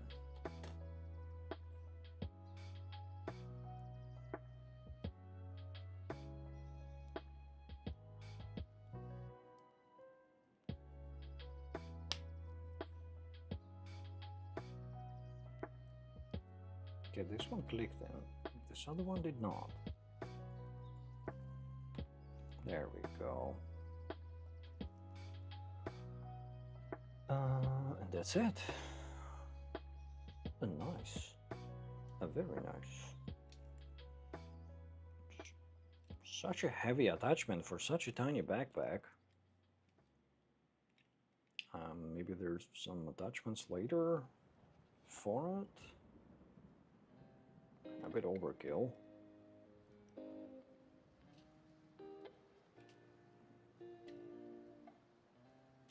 Wow, that neck is super duper stiff.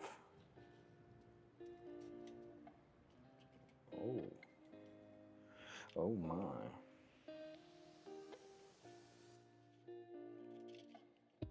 Okay, that's how I'm gonna play it.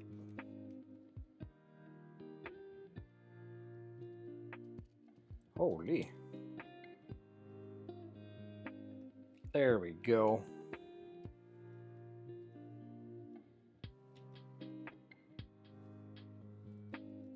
I mean, I cannot deny this is very heavily with these pincers and this. There's some very strong vibes from some sort of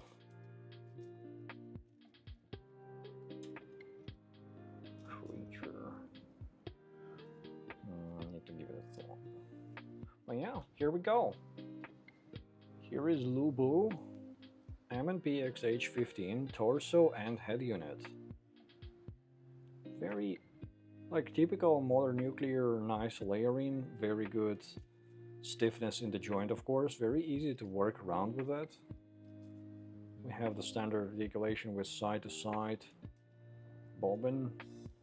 We have a little bit of torso crunch, not too much, just a few degrees pretty much. Yeah, the head neck is very, very stiff, as it should be to hold these guys. The head itself is, is articulate on a ball joint that is also very stiff. So good stuff so far. I like this color combination much more than the Morty King one. I like this purple, it reminds me of the original Thunderbolt. I like the black once again because it's jet black parts that they went with here. I'm still not a huge fan of this crimson.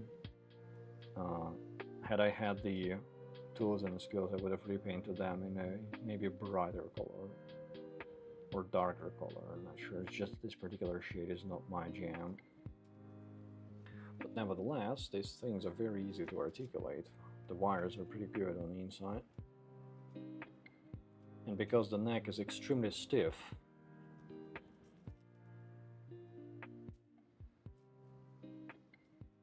there's like literally zero issue. No matter how you bend them, the neck doesn't even move a bit. And that is awesome.